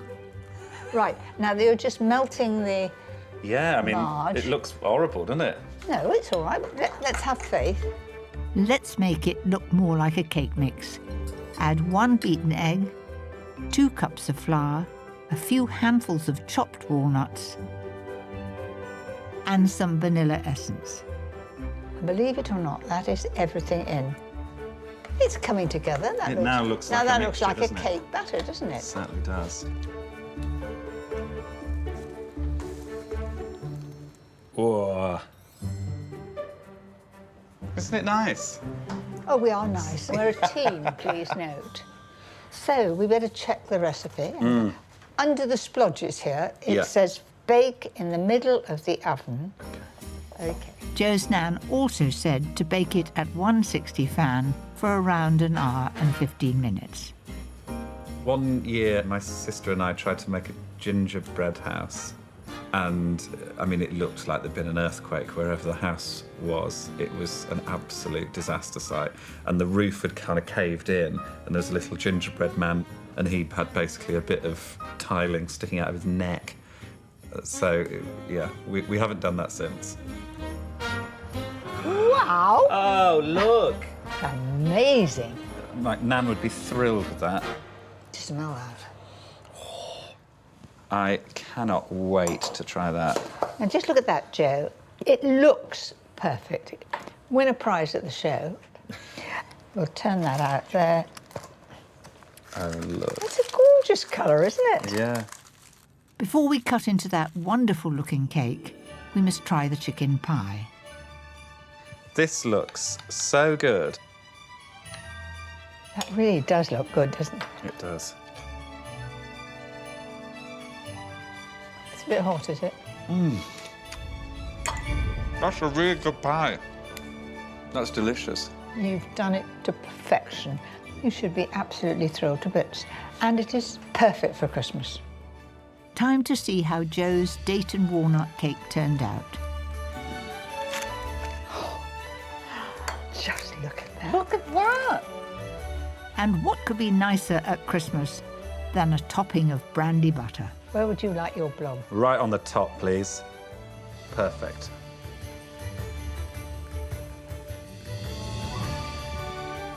Mmm, that was so good. How strange. It's very nostalgic eating that. I feel like a 10-year-old again eating my nan's cake. I think I would have done her proud there. Well, it's been a sheer pleasure having you here. And for you, the recipes. And I hope you'll have a go when you get home. I absolutely will. And have a wonderful Christmas. And you, Merry Christmas. Thank you. I mean, what a lovely day. This is the most wonderful Christmas experience I've possibly ever had. Mary Berry, what an absolute tonic she is. I adore that woman. And the food was so good. I feel really well fed and full of sort of joy and Christmas warmth. I'm very happy.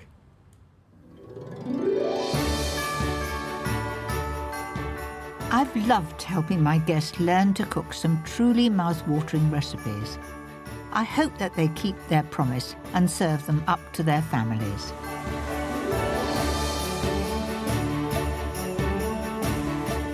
Now a chance to feed some of my own special team, who've helped me with all my cooking throughout the year. I hope you're hungry.